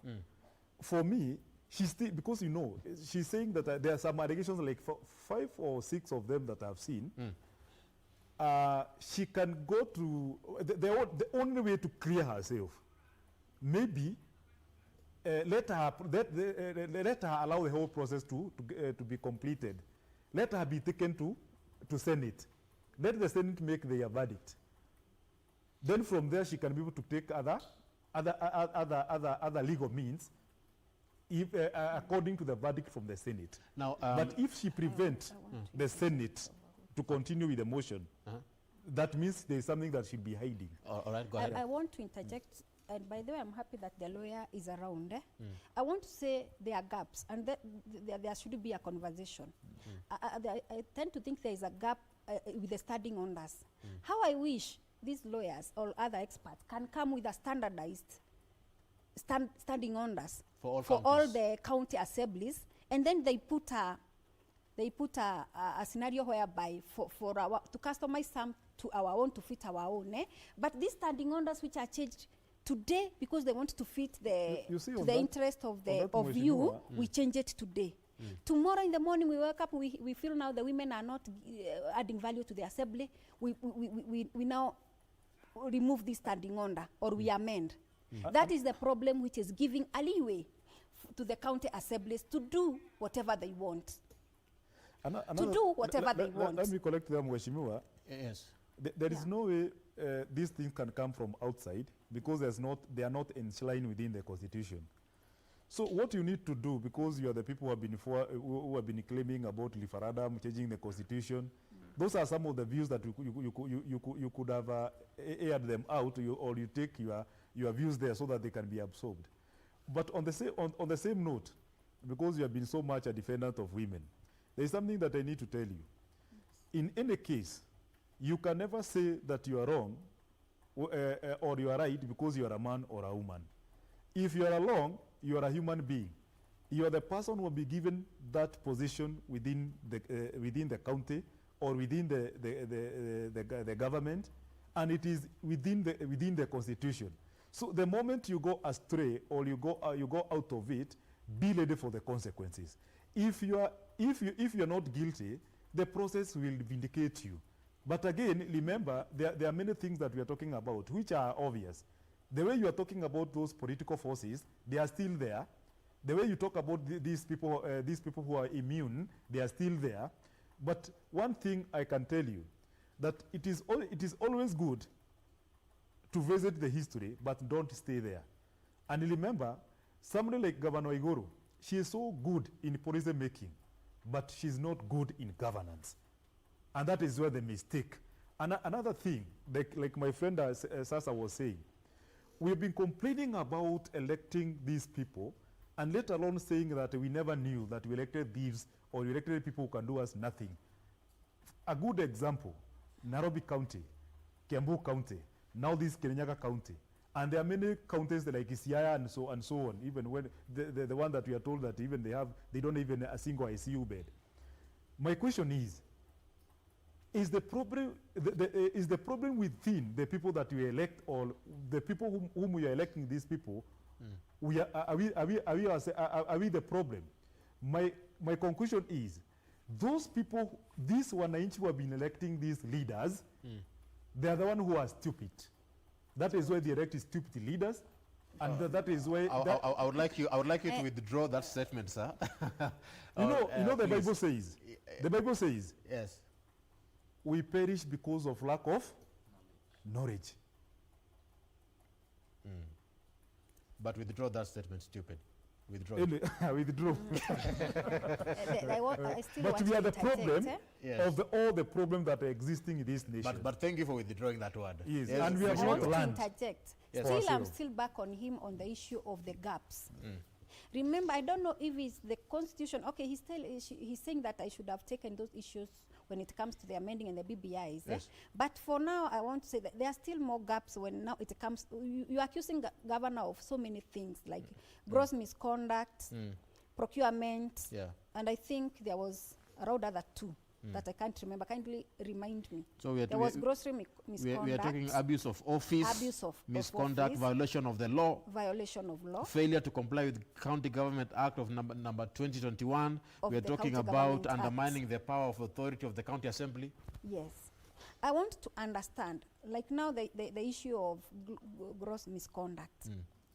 I still tend to believe there is a gap between at what level should the County Assembly exhaust their mandates, because we have been given a leeway whereby the County Assembly are going in too deep, not giving a chance to the other structures. At what level should the County Assembly reach to claim that an office has been misused? Okay. Not just putting statements. What should we be producing, as in up to what level? Should we now be waiting for the EACC to, first of all, to bring the report before we give out the claims? You see, there is a gap, and that's why I'm saying this is a conversation that should be dealt with by the experts or maybe the lawyers. Now, Mheshimiwa, yesterday during the proceedings, because you can wake up in the morning and say a governor has stolen this. Still on you, Mheshimiwa. Yesterday, did we have members of county assemblies who came to the assembly drunk, thereby, bringing down or diluting everything? And that's why I'm saying the speaker was biased. Because the moment one of the members of county assembly from my side, those who are opposing the motion, stood as the first person on a point of order. He was given the right to put a point of order. But then the majority leader, point of order, Mr. Speaker, when he was given a chance, now because he has been taking these other members of county assembly as stupid, as what Nani is taking leaders as stupid. That is how majority leader has been taking us as stupid. He has withdrawn the word. Yes, but for me, I won't withdraw because I'm not calling anybody. Me, and I've become born again from that side now. Oh, now you are on the right side. Thank you for that. You have been saved. I'm saying there is one person who has been thinking other people are stupid. You see, when he came on a point of order, he said, these members, some of these members came to the assembly drunk, only to insinuate that we are debating we are debating out of an influence. But even me, there was a time I was told in that bunge, they went with a perception telling people of Kirinyaga that girl sometimes becomes mad. At times you are told issues, at times people are told to perceive you this way, and people are told to perceive you this way, so that they don't exactly realize your potential. I am aware that members of county assembly try to grab the mess. At what point were you agitated? Trying to grab the mess. Did any member of county assembly try to grab the mess? Okay, you can see the scene. I don't think the mess is very near. The mess is just next to the speaker. You see that the majority is just where the mess is. That's why we are being pushed. They thought that we are going to take the mess. You see, when you take the mess away, the county is dissolved. That's why they are pushing us behind. Maybe they thought that is only what they were guarding. They were not guarding what they want to put. But they were guarding the mess. At what point were you agitated? Because now we can see on our screen you standing, you're shouting. I got agitated when I raised on a point of order. Before the motion started, we had to raise a point of order. I raised a point of order and I couldn't get the chance. And the people who are getting the chance on the other side would be hand. But the people on the governor's side, you see this, the chaos started when the member of county assembly from Karumande went to talk on point of order. And then the majority leader said, point of order, this member of county assembly came to Bunge drunk. Now, where do you see it? It was not our intention. How far do you see it from the speaker's seat? Like, for example, in this picture. Okay. How far is your seat? My seat is very far. Because this is not the assembly. Assembly has not been completed. It's still under construction. So we are working outside. What if we say that the speaker did not see you these from the distance that you were because of the distance is from here to that far end corner. So the speaker is, I'm that far end on the corner. So he... So I would raise my hand very high, but the speaker wouldn't give me a chance. I'm seeing at Kineni Waembu, he's saying a very good morning to you guys. The Kirinyaga member of county assemblies will be surprised by trying to pull Waiguru down. First of all, these fellows were in contempt of court order, and Mumbi will survive the Senate. He continues to, I'm seeing Lisa Bariz. Nasema, be it a battle or not, is the reason for impeachment valid to any opinion? Yes, let her follow suit. Waititu was impeached too. We have John Mutiso. Anasema, Honorable Lucy should be patient and let her she's just a nominated Jubilee member of Parliament, and she is not having any independence of mind. You will respond to that. All right. We are having at Mayu, is saying Governor Waiguru should follow Waititu. All right. We have Karuga Kamau, and Asema, apart from failing to appear at the county assembly, she misses serious events with mere excuses, which include the event is not in her political stronghold, the event does not meet her VIP treat, and so on and so forth. And we have at Wamasaku is asking, why do you impeach her? You impeach her because of pride. Come on. Actually, those are the words. There are some things that we can't concentrate on because everybody was born with her own personality. And I'm seeing at times people are really concentrating on people's personalities. Yes. Waiguru, Governor Waiguru, as we have been seeing her, is a person that is a professional by nature.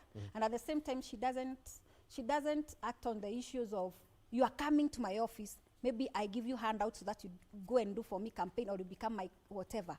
Okay. Governor Waiguru is the person that wants the work being done and on the time and at the right way. Now, so the people who are complaining too much in Kirinyaga is the people who are used to the handout on the former, I don't want to put former regimes or people who doesn't want to work. That's another but claim. The governor is a professional person. It's not the type of a person you will keep on. You see, people want the governor to keep on going to handle small issues. Remember, the work of a governor has got. In fact, she's the governor who first came up with the first vision. You remember the model of Kirinyaga County, the Vision 20, that's a blueprint. All right.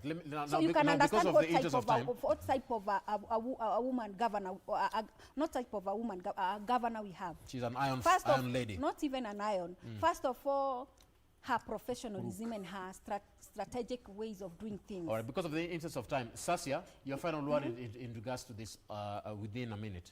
First, I want to advise Honorable Lucy that when you came to office, you didn't come to office to represent only women. You came to represent both genders. So when women leaders are elected, let us not advance the women agenda a lot and forget that you also represent men. Come out and represent the people that were allowed you to be in the office. Okay. Then, just one point. Somebody who said that they are impeaching Governor Waiguru because of pride, those are so baseless grounds. Let somebody be proud, but let her or him offer service to the people. If I'm offering service, then impeachment is nothing I will come to you, Mheshimiwa. Before I forget, kindly. Yes. I want to say, Nani, when I was nominated as a member of County Assembly, remember I said I was given a gender top-up. Reason, there was no woman who was elected as an MCA. And why I was nominated to the Assembly is to push for the women and gender. Not that I don't push for men and gender, but an emphasis I put mostly on women and gender. Which you did. And remember, when I'm the vice chair of the budget, I always ensure that there is a gender responsive budget. Why? Because gender means men and women. And so if I don't push the issues of women, maybe when it comes to hospital, women are the most people affected by the health. I am there to represent the women to ensure that the money is allocated to one's health priority. Right. But I still have motion that I've brought. The NHIF, it doesn't only trigger women. Okay. It has also an effect on men. I will come back to you, the final question. Waweru, final word. Washira, sorry. Maybe what I can say by summarizing the whole thing, I would say in these, that history is a good place to visit, but not a good place to stay. And I want to advise Honorable Njeri, when you talk about people of Kirinyaga and defending Waiguru or maybe any other person, try to mind about your political future, as not per now, because you can never be nominated twice. It's only once. Sure. So you try to be a bit cool when you are talking about people of Kirinyaga, because you still need them tomorrow. Okay. My final thing is let the law take its course, and let the precedent that was set in Governor Waitito, the ex-governor of Kiambu, Governor Waitito, the precedent that was set, let us see it in Governor Waiguru, and let the people of Kirinyaga get the justice. All right, thank you very much. Now, back to you, Mheshimiwa. Yes. Final question within a minute. What is it that is in Kirinyaga County that is so good that someone from another county can come and do benchmarking? Yes. I want to say that people concentrate much on the weaknesses. They don't capitalize on what good has been done. Yes. I want to say that in Kirinyaga County, we are upgrading. First of all, we have to conform to the Big Four agenda of the president. And one of the governors who has really handled the issue on matters Big Four agenda is Governor Waiguru. When we come to the universal health care, we are now upgrading the Kurukegwea General Hospital to a level 5 hospital. The building is almost into complete. Within the next few, maybe I can't contemplate how many months or how long. Okay, but it is seen. People are seeing exactly what is going on. People are happy, people of Kirinyaga, because we are now going to accommodate more than 500 people. We will not even be having the problems of isolating rooms, because it will have all the facilities. Right. It will even be equipped with the machines that handles the chronic diseases like cancer. All right. That is one of the achievements that we have been able to do. At the same time, look at the markets. The markets have been upgraded. Where I come from, like Kagumo Market, the women, the people who are doing their businesses there would be rained on or during the sunny times. But now, we have Kagumo, we have Makutano, and many others. Because without markets, where are we going to take your produce? And remember, Kirinyaga is an agricultural zone. All right. Number 3, we have something we are proud of too. We have what we call the